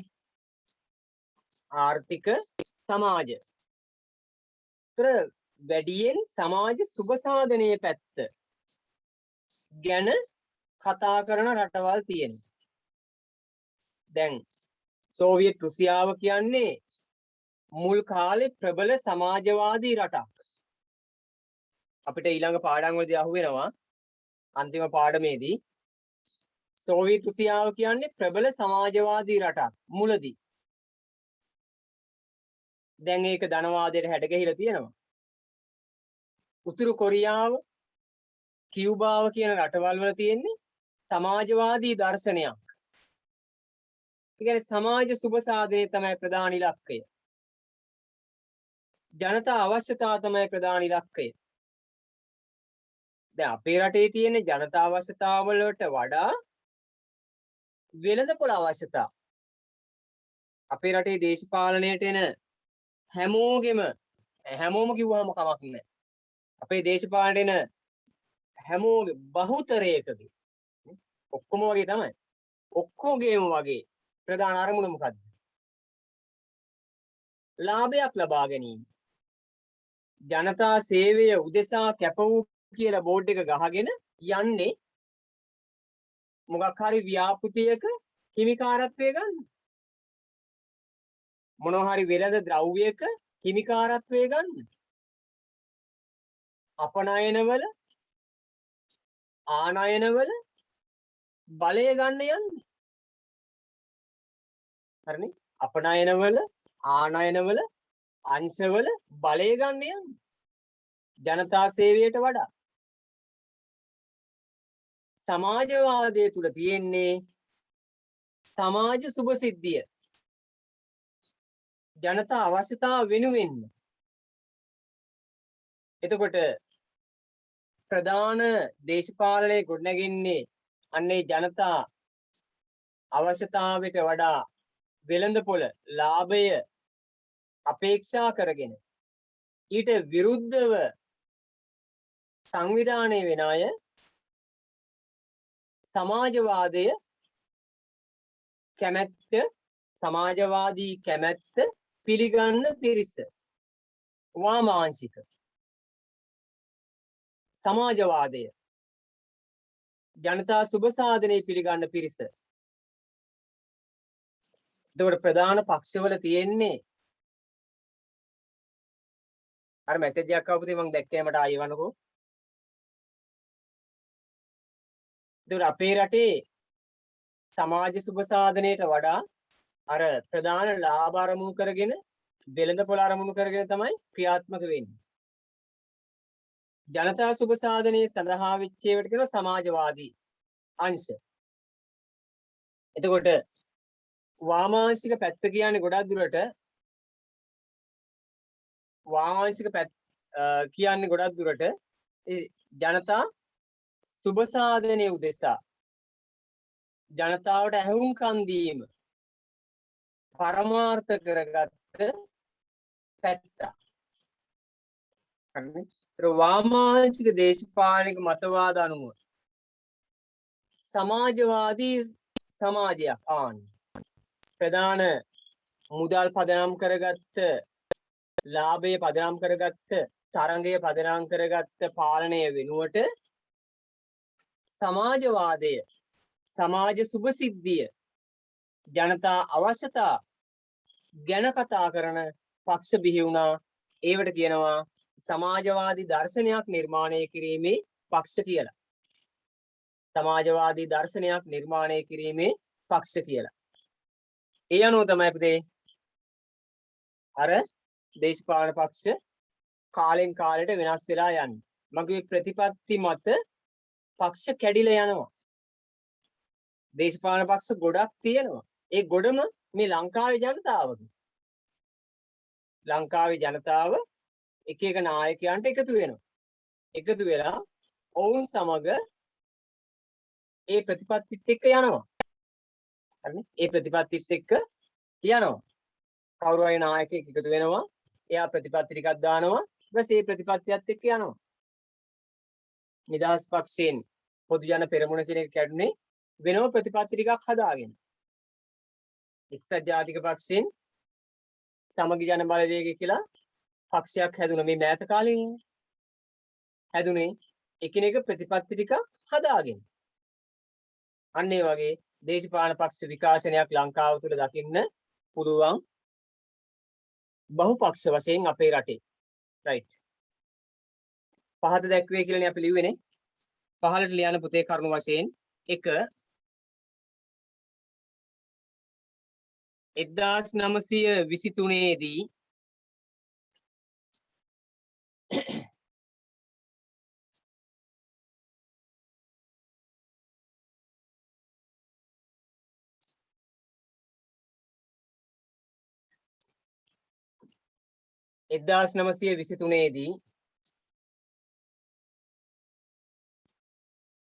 ඒ.ඊ. ගුණසිංහ මහතාගේ නායකත්වයෙන්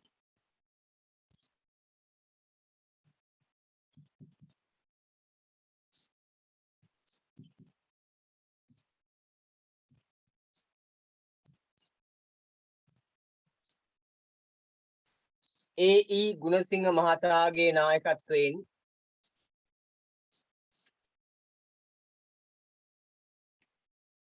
ලංකා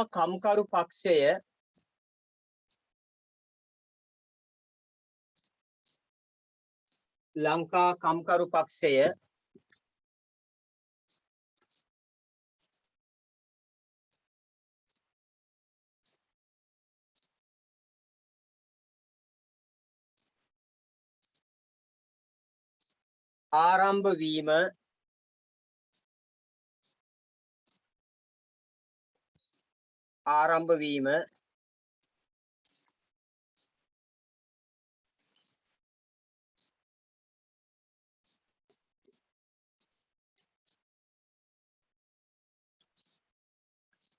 ආරම්භ වීම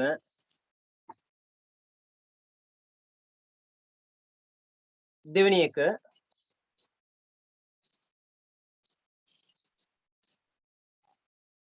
1935 දී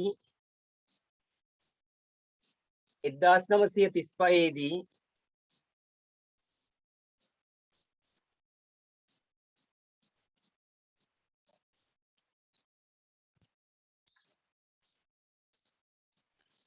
ආචාර්ය එන්.එම්. පෙරේරා එන්.එම්. පෙරේරා කිව්වත් කමක් නැහැ හොඳේ.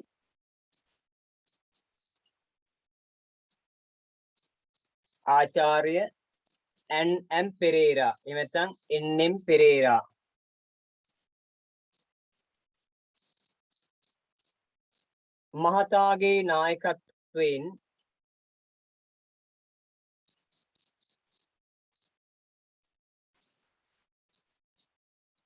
මහතාගේ නායකත්වයෙන්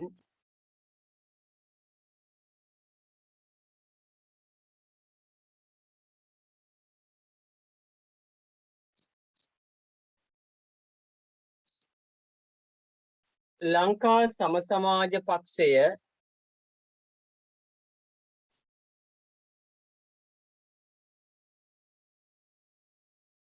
ලංකා සම සමාජ පක්ෂය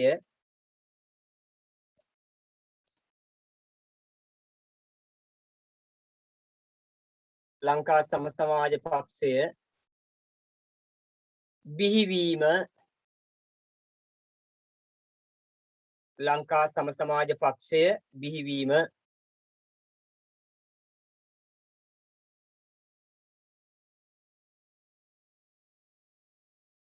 එතන පුතේ වරහන් ඇතුලේ ලියන්න ඒකටම වරහන් ඇතුලේ ලියන්න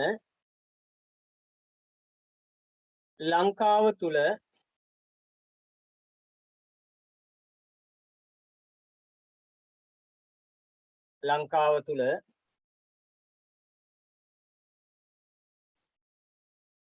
සමාජවාදී සමාජයක් ලංකාව තුල සමාජවාදී සමාජයක්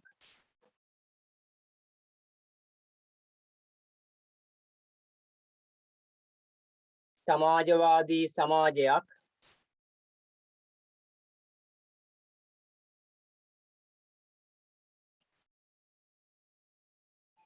සමාජවාදී සමාජයක්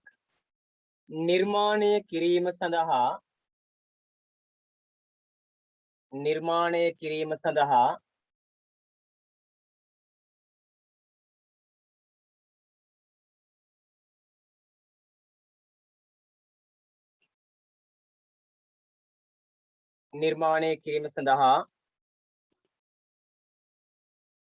කටයුතු කිරීම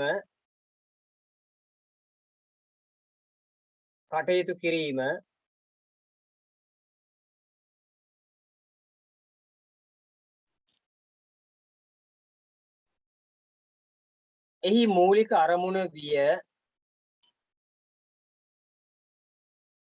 මූලික අරමුණ විය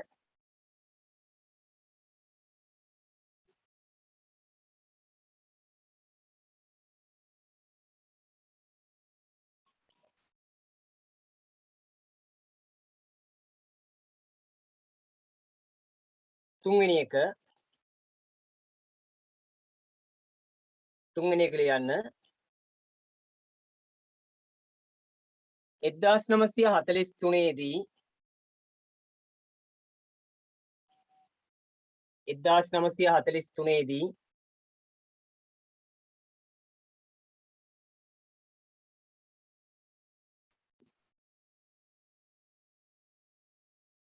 දොස්තර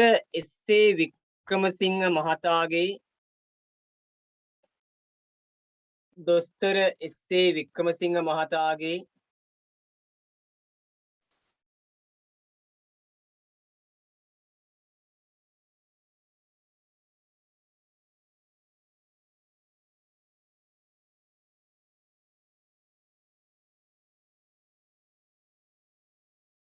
නායකත්වයෙන්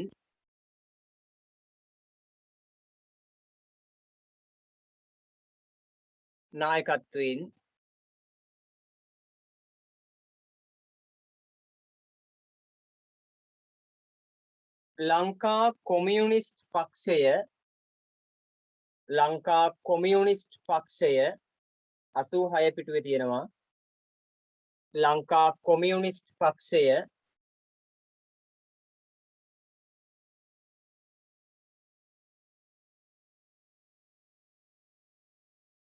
ලංකා කොමියුනිස්ට් පක්ෂය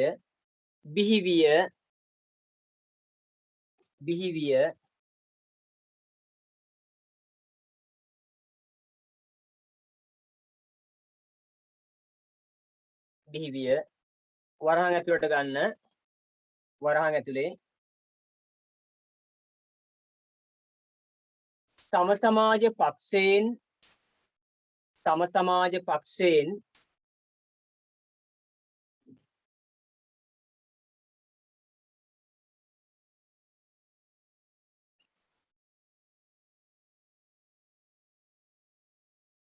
ඉවත්ව ගිය පිරිසක්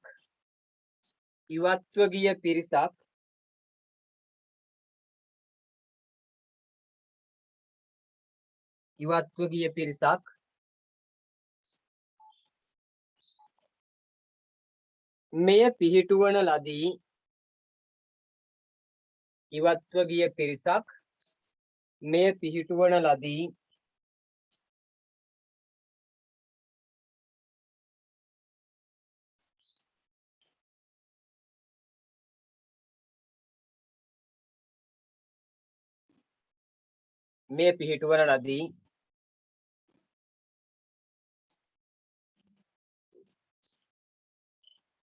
හතරවෙනි එක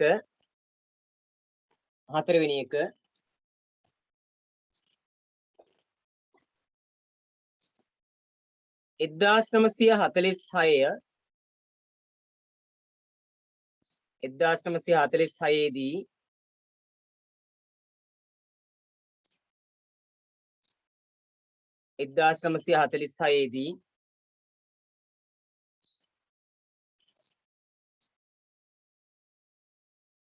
එක්සත් ජාතික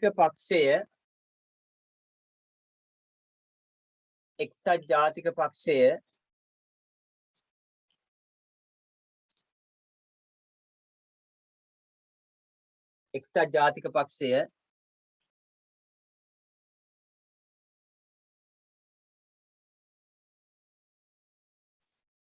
ඩී.එස්. සේනානායක මහතාගේ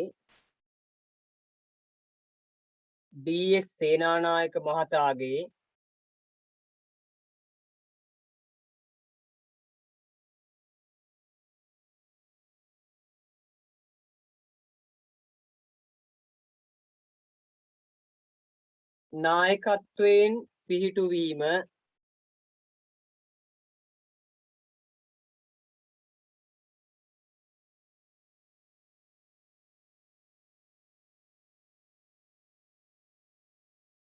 ඩී.එස්. සේනානායක මහතාගේ නායකත්වයෙන් පිහිටුවීම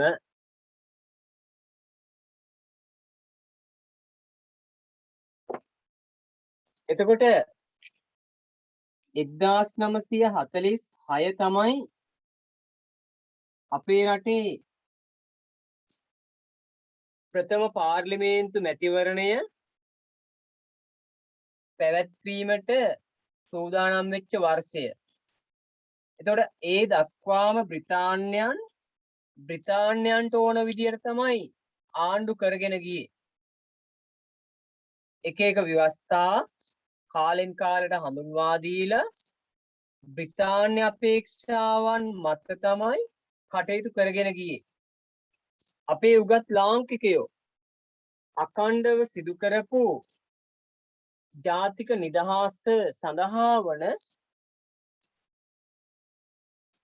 ජාතික නිදහස සඳහා වන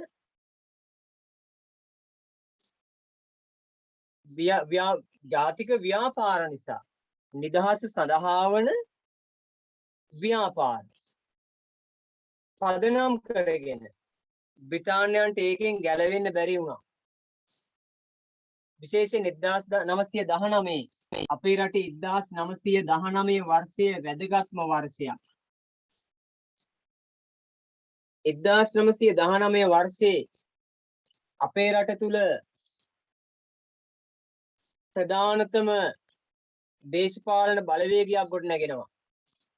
ලංකා ජාතික සංගමය කියලා ජාතික නායකයෝ ටික එකට එකතු වුණා. ඒ ජාතික නායකයෝ 1919 එකතු වෙන්නේ බ්‍රිතාන්‍ය අධිරාජ්‍යවාදී පීඩනයක් ඇති පාලනයෙන් ශ්‍රී ලංකාව නිදහස් කරගන්න. එතෙන් සිට මේ ජාතික නායකයෝ එකිනෙක ආණ්ඩුක්‍රම ව්‍යවස්ථාවලින් පසුව දිගින් දිගටම සංවිධානය වෙනවා. 1919 ලංකා ජාතික සංගමේ ප්‍රතිඵලය තමයි මැනින් ආණ්ඩුක්‍රම ප්‍රතිසංස්කරණය. මැනින් ආණ්ඩුක්‍රමය කියන්නේ ලංකා ඉතිහාසයේ සුවිශේෂී ආණ්ඩුක්‍රමයක්. ප්‍රථම වරට නිල නොලත් අය වැඩි වෙච්ච ආණ්ඩුක්‍රමය. මම මේක ඉස්සෙල්ලා පාඩමෙන් කරා. මුල පාඩමෙන් එක මම කරා. මුල ඉඳලා පාඩම් ටිකට සම්බන්ධ වෙච්ච දරුවෝ දැන් මේ අකුරු ඇකඩමියේ අපේ අධ්‍යාපනික වැඩසටහන යටතේ හොඳ දැනුමකින් යුක්තයි. මගේ යුතුයකම මගේ වගකීම ඉටු කරලා තියෙන නිසා ඒ පාඩම් ටික මනවින් අපේ දරුවෝ ටික තේරුම් අරගෙන ඇති. ඒක අර හැම සතියෙම පාඩමට සම්බන්ධ වෙන්න ඕන. හැම සතියෙම. සතියක් වෙනවා ඊළඟ සතිය ආයෙත් නැහැ. ටිකක් වෙන ඉඳලා යනවා. එහෙම එපා. අඛණ්ඩව පන්තියට සම්බන්ධ වෙන්න ඕන. තවම මම මේ පාඩම් වලින් පසුව 10 ශ්‍රේණිය සහ සිතියම් පාඩම් ටික කරේ නැහැ. ඒ ටික කරනකොට ඔබ ඉතිහාස විෂය තුල ලොකු ජයග්‍රහණයක් ලබනවා. මෙතෙක් ඔබට උගන්වපු පාඩම් ටික මම හිතන්නේ ගැටලුවක් නැති වෙන්න තේරුම් ගන්න පුළුවන් විදියට පැහැදිලි කරලා දීලා ඇති. ඊටු ටිකත් ඒ විදියට කරන්න වග බලා ගන්න. ඒ නිසා හැම දරුවෙක්ම අඛණ්ඩව පාඩමට සම්බන්ධ වෙන්න. පන්තියට සම්බන්ධ වෙන්න. අර සමහර දරුවන්ට ගැටලුවක් තියෙනවා මේකේ මුදල් අය කිරීමක් වෙනවා කියලා. අද රටේ සියලු කාර්යයන් මුදලට කෙරෙන යුගය තුල අපි මුදල් අය කරාට මම මේ ආයතනය මුදලට එහා ගිහපු දෙයක් ඔබට දෙනවා. මම මගේ කාර්ය මුදලට එහා ගිහපු කාර්යයක් වශයෙන් ඔබට දෙනවා. නැත්තම් කරන්න තියෙන මෙච්චර පැහැදිලි කරන්න ඕනේ නැහැ. ඔය ටිකක් ඉගැන්නුවා. මොනව හරි උගන්නලා හරියන්නේ නැහැ. ඔබට අවශ්‍ය දේ උගන්වන්න ඕනේ. ඔබ නොදන්නා දරුවෝ ඔබට අවශ්‍ය දේ උගන්වන්න ඕනේ. ඒ නිසා මගේ කාර්ය කරනවා ඔබ ඔබගේ කාර්ය කරන්න අඛණ්ඩව පන්තියට සම්බන්ධ වෙන්න. හරිනේ? අතුව මුල සති දෙකේ එනවා අග සති දෙකේ නෑ ඊළඟට ඊළඟ මාසෙ මුල සති දෙකේ එනවා. ඒක පාඩමින් කෑල්ලනේ අසාර්ථකයි. දෙමාපියන්ගේ මුදල් අපරාධේ. ඒ නිසා අඛණ්ඩව පන්තියට සම්බන්ධ වෙලා ඔබගේ විෂය ගැටලු ටික निराකරණය කරගන්න වග බලා ගන්න. සමහර දරුවන්ට සිග්නල් නැහැ.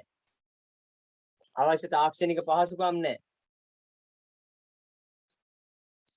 ඒත් ඉගෙන ගන්න ඕන. සමහර අයට පහසුකම් ඇති ඉගෙන ගන්න උවමනාවක් නැත. ඒ නිසා ඉගෙන ගැනීමේ කාර්යයට මනවින් කැප වෙන්න. මනවින් කැප වෙන්න. ඔබට තියෙන ඕනම ගැටලුවක් මෙන්න මට කතා කරලා හරි එවලා හරි දන්නවා. හරිනේ? මේකෙන් පස්සේ පුතේ අපිට පාස් පේපර් ප්‍රශ්න සාකච්ඡා කරන්නක් තියෙනවා. වැඩ ගොඩක් තියෙනවා. ඒ ඔක්කොම ටික අපි කරන්න ඕන. ඒ නිසා හොඳින් මේ ටික තේරුම් අරගෙන යමු. right. 1919 ලංකා ජාතික සංගමයේ පිහිටුවා ගැනීමෙන් පස්සේ මැනින් ප්‍රතිසංස්කරණය හඳුන්වා දුන්නා. ඒකෙන් සෑහීමටපත් නොවිලා ආයි උද්ඝෝෂණ කරපු නිසා මැනින් ඩෙවොන් ෂෙයාර් දුන්නා. ඒක හරි ගියෙත් නැති නිසා මැනින් ඩොනමෝර් ප්‍රතිසංස්කරණය දුන්නා. ඒත් මදි නිසා නිදහස උදෙසා අපේ නායකයෝ කැප වුණා. ඒක ප්‍රතිඵලයක් වශයෙන් තමයි නිදහස් දීම සඳහා වන මෙන්න මේ මැතිවරණය පවත්වන කටයුතු කරේ. ඒ අනුව එක්සත් ජාතික පක්ෂය පිහිටුවා ගත්තා 1946. 6 පිහිටුවාගෙන 47 මැතිවරණය පවත්වලා ලංකාවේ ප්‍රථම පාර්ලිමේන්තුවක් බිහි කරගත්තා. එතෙන් සිට අගමැතිවරයාගේ ප්‍රධානත්වයෙන් රටේ පරිපාලන කටයුතු පවත්වාගෙන යාම සඳහා අවස්ථා උදා වෙනවා. ඒ අනුව ශ්‍රී ලංකාවේ නිදහස ලබා ගැනීම 1948 එතෙන්ට පදනම හැදෙන්නේ මෙන්න මේ මැතිවරණයත් සමග අපේ දේශපාලන පක්ෂ බොහොමයක් එකට එකතු වුණා. ඔගේ පුතේ මුල පිටුවේම තිබුණා අපිට 83 පිටුවේ තිබුණා. දේශපාලන පක්ෂ බොහොමයක් තියෙනවා. 1947 පාර්ලිමේන්තු මැතිවරණයේ දේශපාලන පක්ෂ බොහොමයක් තියෙනවා. ප්‍රධාන පක්ෂ 8ක් එකතු වෙලා තියෙනවා. ස්වාධීනව තරඟ කළ අපේක්ෂකයන් කියලා එතනත් පක්ෂ ගොඩක් වෙන්න එපායනේ. ඒතර පක්ෂ ගොඩක්. ඒ ටිකෙන් ඩී.එස්. සේනානායක මහත්මයට ලංකා සම සමාජ පක්ෂය SWRD බණ්ඩාරනායක මහතා ඒ කට්ටිය එකතු වෙලා මේ පක්ෂය ශක්තිමත් කරා තව. එක්සත් ජාතික පක්ෂයට ශක්තියක් දුන්නා. ටික දවසකින් තමයි SWRD බණ්ඩාරනායක මහත්මයා ඒ පක්ෂේ නිවත් වෙලා ගිහිල්ලා අලුත් පක්ෂයක් බිහි කරගන්නේ. අර පක්ෂෙන් ඉවත් වෙලා ගිහිල්ලා අලුත් පක්ෂයක් බිහි කරගනවා පසු කාලීනව. ඒ පක්ෂය තමයි ශ්‍රී ලංකා නිදහස් පක්ෂය. රයිට්. අපි ඊළඟ එක ලියමු. ඊළඟ දේශපාලන පක්ෂ ගැන ලියමු.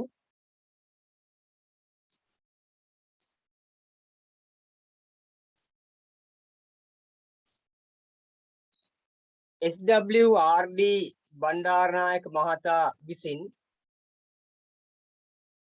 SWRD බණ්ඩාරනායක මහතා විසින්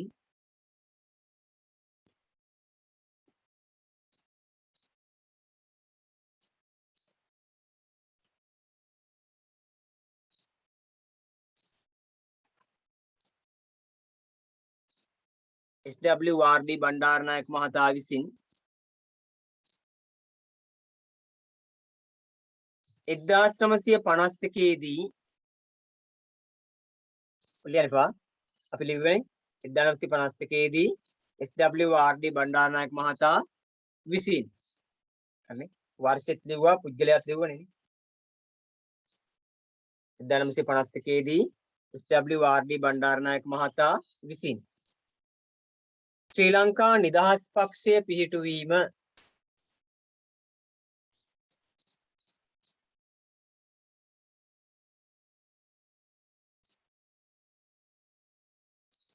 ශ්‍රී ලංකා නිදහස් පක්ෂය පිහිටුවීම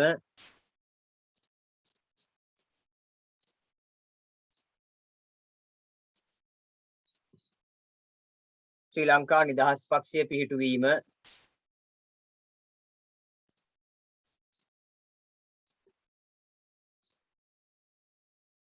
එතන වරහන් ඇතුළේ ලියන්න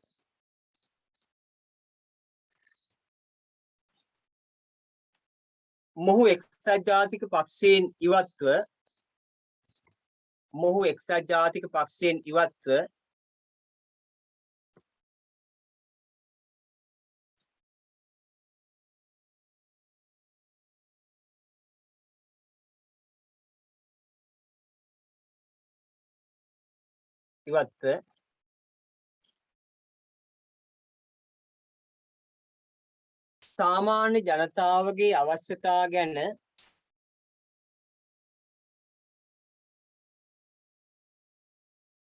සාමාන්‍ය ජනතාවගේ අවශ්‍යතා ගැන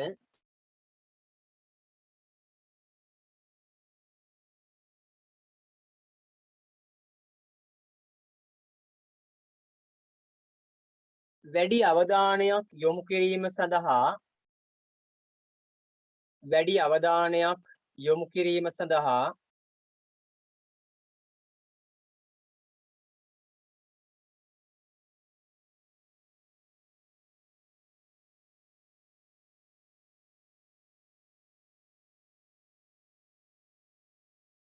වැඩි අවධානයක් යොමු කිරීම සඳහා මෙම පක්ෂය පිහිටුවන ලදී.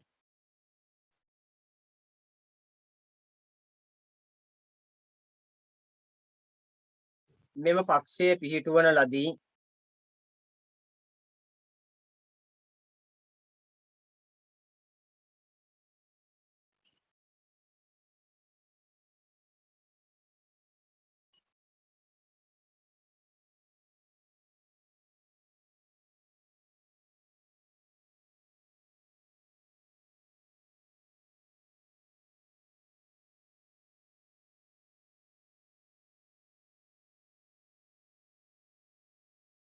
හරිනේ. එතකොට SWRD බණ්ඩාරනායක මහත්මයා මේ පක්ෂය පිහිටුවා ගත්තා. පිහිටුවාගෙන 1956 මැතිවරණයක් පවත්වලා බලය ලබා ගත්තා. 1956 මැතිවරණයක් පවත්වලා බලය ලබා ගත්තා. බලය ලබාගෙන පාලන කටයුතු පවත්වාගෙන යන අතරතුරේ එතුමා ඝාතනයට ලක් වුණානේ. 1959 එතුමාගේ ඝාතනයත් සමග තම බිරිඳ සිරිමාව බණ්ඩාරනායක මැතිණිය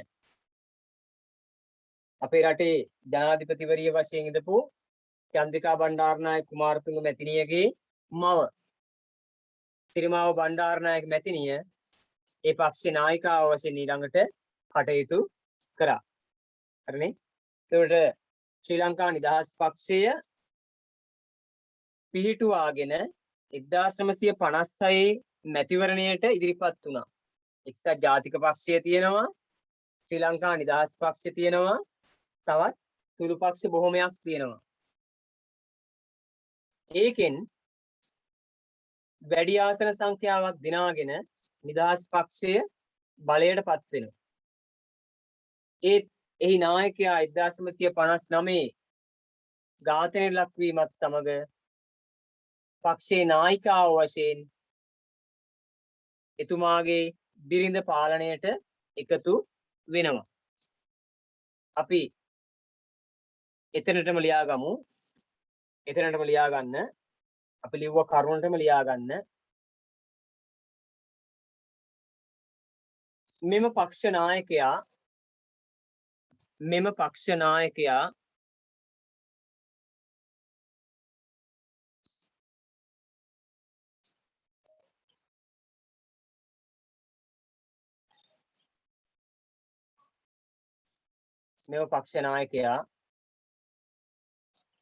1956 මැතිවරණයෙන්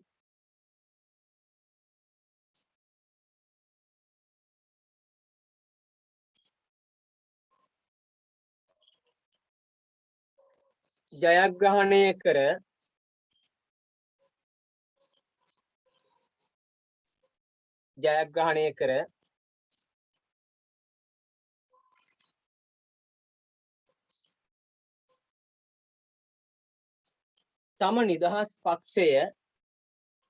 තම නිදහස් පක්ෂය බලවත් කරන ලදී. තම නිදහස් පක්ෂය බලවත් කරන ලදී.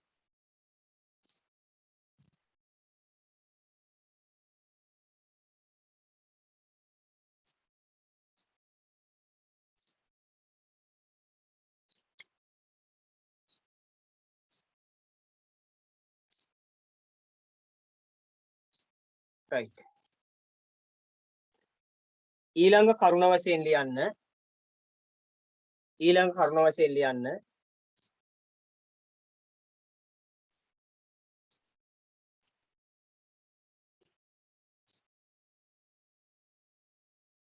මෙම දේශපාලන පක්ෂවලට අමතරව ඊළඟ කරුණ වශයෙන් ලියන්නේ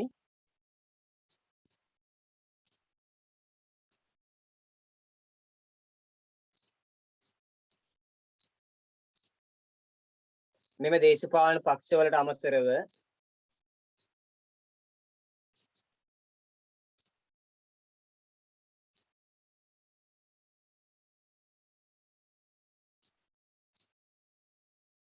ජී.ජී. පොන්නම්බල මහතා විසින්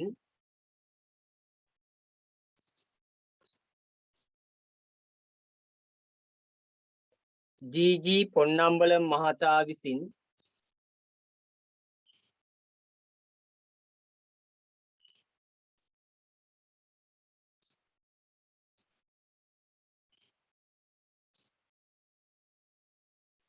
ජී.ජී. පොන්නම්බල මහතා විසින් ද්‍රවිඩ සංගමය ලෙස පක්ෂයක්ද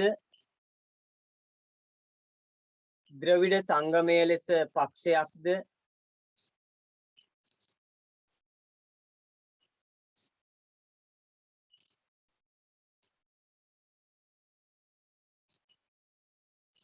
පක්ෂයක්ද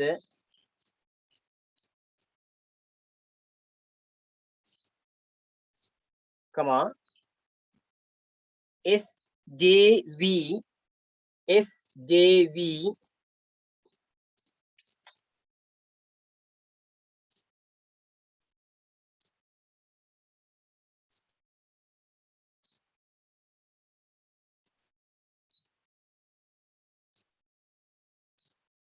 SJV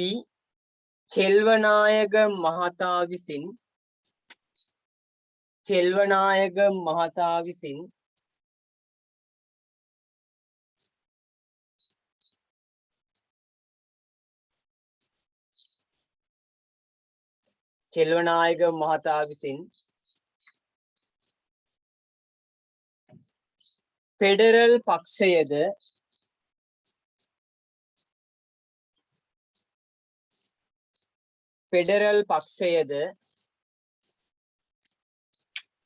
ෆෙඩරල් පක්ෂයද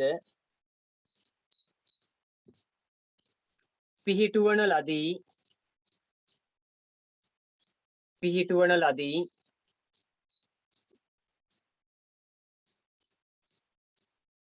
right අපි දැන් කතා කරේ ශ්‍රී ලංකාවේ දේශපාලන පක්ෂ ඉතිහාසයේ බිහිවීමේ අවස්ථා ටික. තවමත් දේශපාලන පක්ෂ බිහි වී අවසන් නැත. දැන් පහුගිය මැතිවරණයේ වෙලාවේ එක්සත් ජාතික පක්ෂයෙන් පහුගිය මැතිවරණ දෙකකට ඉස්සෙල්ලා එක්සත් ජාතික පක්ෂයෙන් වෙන් වෙලා එනවා සමගි ජල බලවේගය. ඊට පෙර තව එකක් බිහි වුණා පොදු ජන පෙරමුණ. මේ වගේ පක්ෂ පොඩි පක්ෂයක් ගොඩක් තියෙන ඒ වගේ. පක්ෂ කාලෙන් කාලට බිහි වෙනවා. මේ දේශපාලන පක්ෂ බිහිවීමේ මූලාරම්භය. දැන් නම් මේක අර රේදි කඩවල් බොහොමයක් තියෙන නිසා ඇඳුම් මාරු කර කර යන්න වගේ පක්ෂ ගොඩක්. එදා දේශපාලන පක්ෂ බිහි වුණේ පොදු අරමුණු උදෙසා. අද පක්ෂ බිහි වෙන්නේ පොදු අරමුණු නෙමෙයි ලාභය උදෙසා. ජනතා සහාය උදෙසා නෙමෙයි පටු අපේක්ෂා කරන ලාභය උදෙසා. නිසා අපි ජීවත් වෙන්නේ අන්න ඒ වගේ අර පටු අපේක්ෂා මත දේශපාලනය කොට ඇවිච්ච රටක දැන් ඉන්නේ. නිසා ඔබ ඉගෙනගෙන ඔබ ඊට වඩා හොඳ රටක් අපේ රට තුල යලි ගොඩනගන්න. හැමෝම හොඳින් ඉගෙනගෙන ඔබේ අනාගතය සාර්ථක කරගෙන ඔබගේ දෙමාපියන්ට ගෞරවයක් ලබා දෙන්න. right. අපි ලබන සතියේ ඉතුරු ටික කතා කරමු. මේ වෙනකොට පාඩමේ ওই කොටස් ටික පැහැදිලි ඇතේයි මම සිතමි. ඔබ හරියට ඉගෙන ගැනීමේ කාර්යය කරන්න. right. එන හැමෝටම නිරෝගිමත් ආරක්ෂාකාරී අනාගතයක්. අයිබෝවන්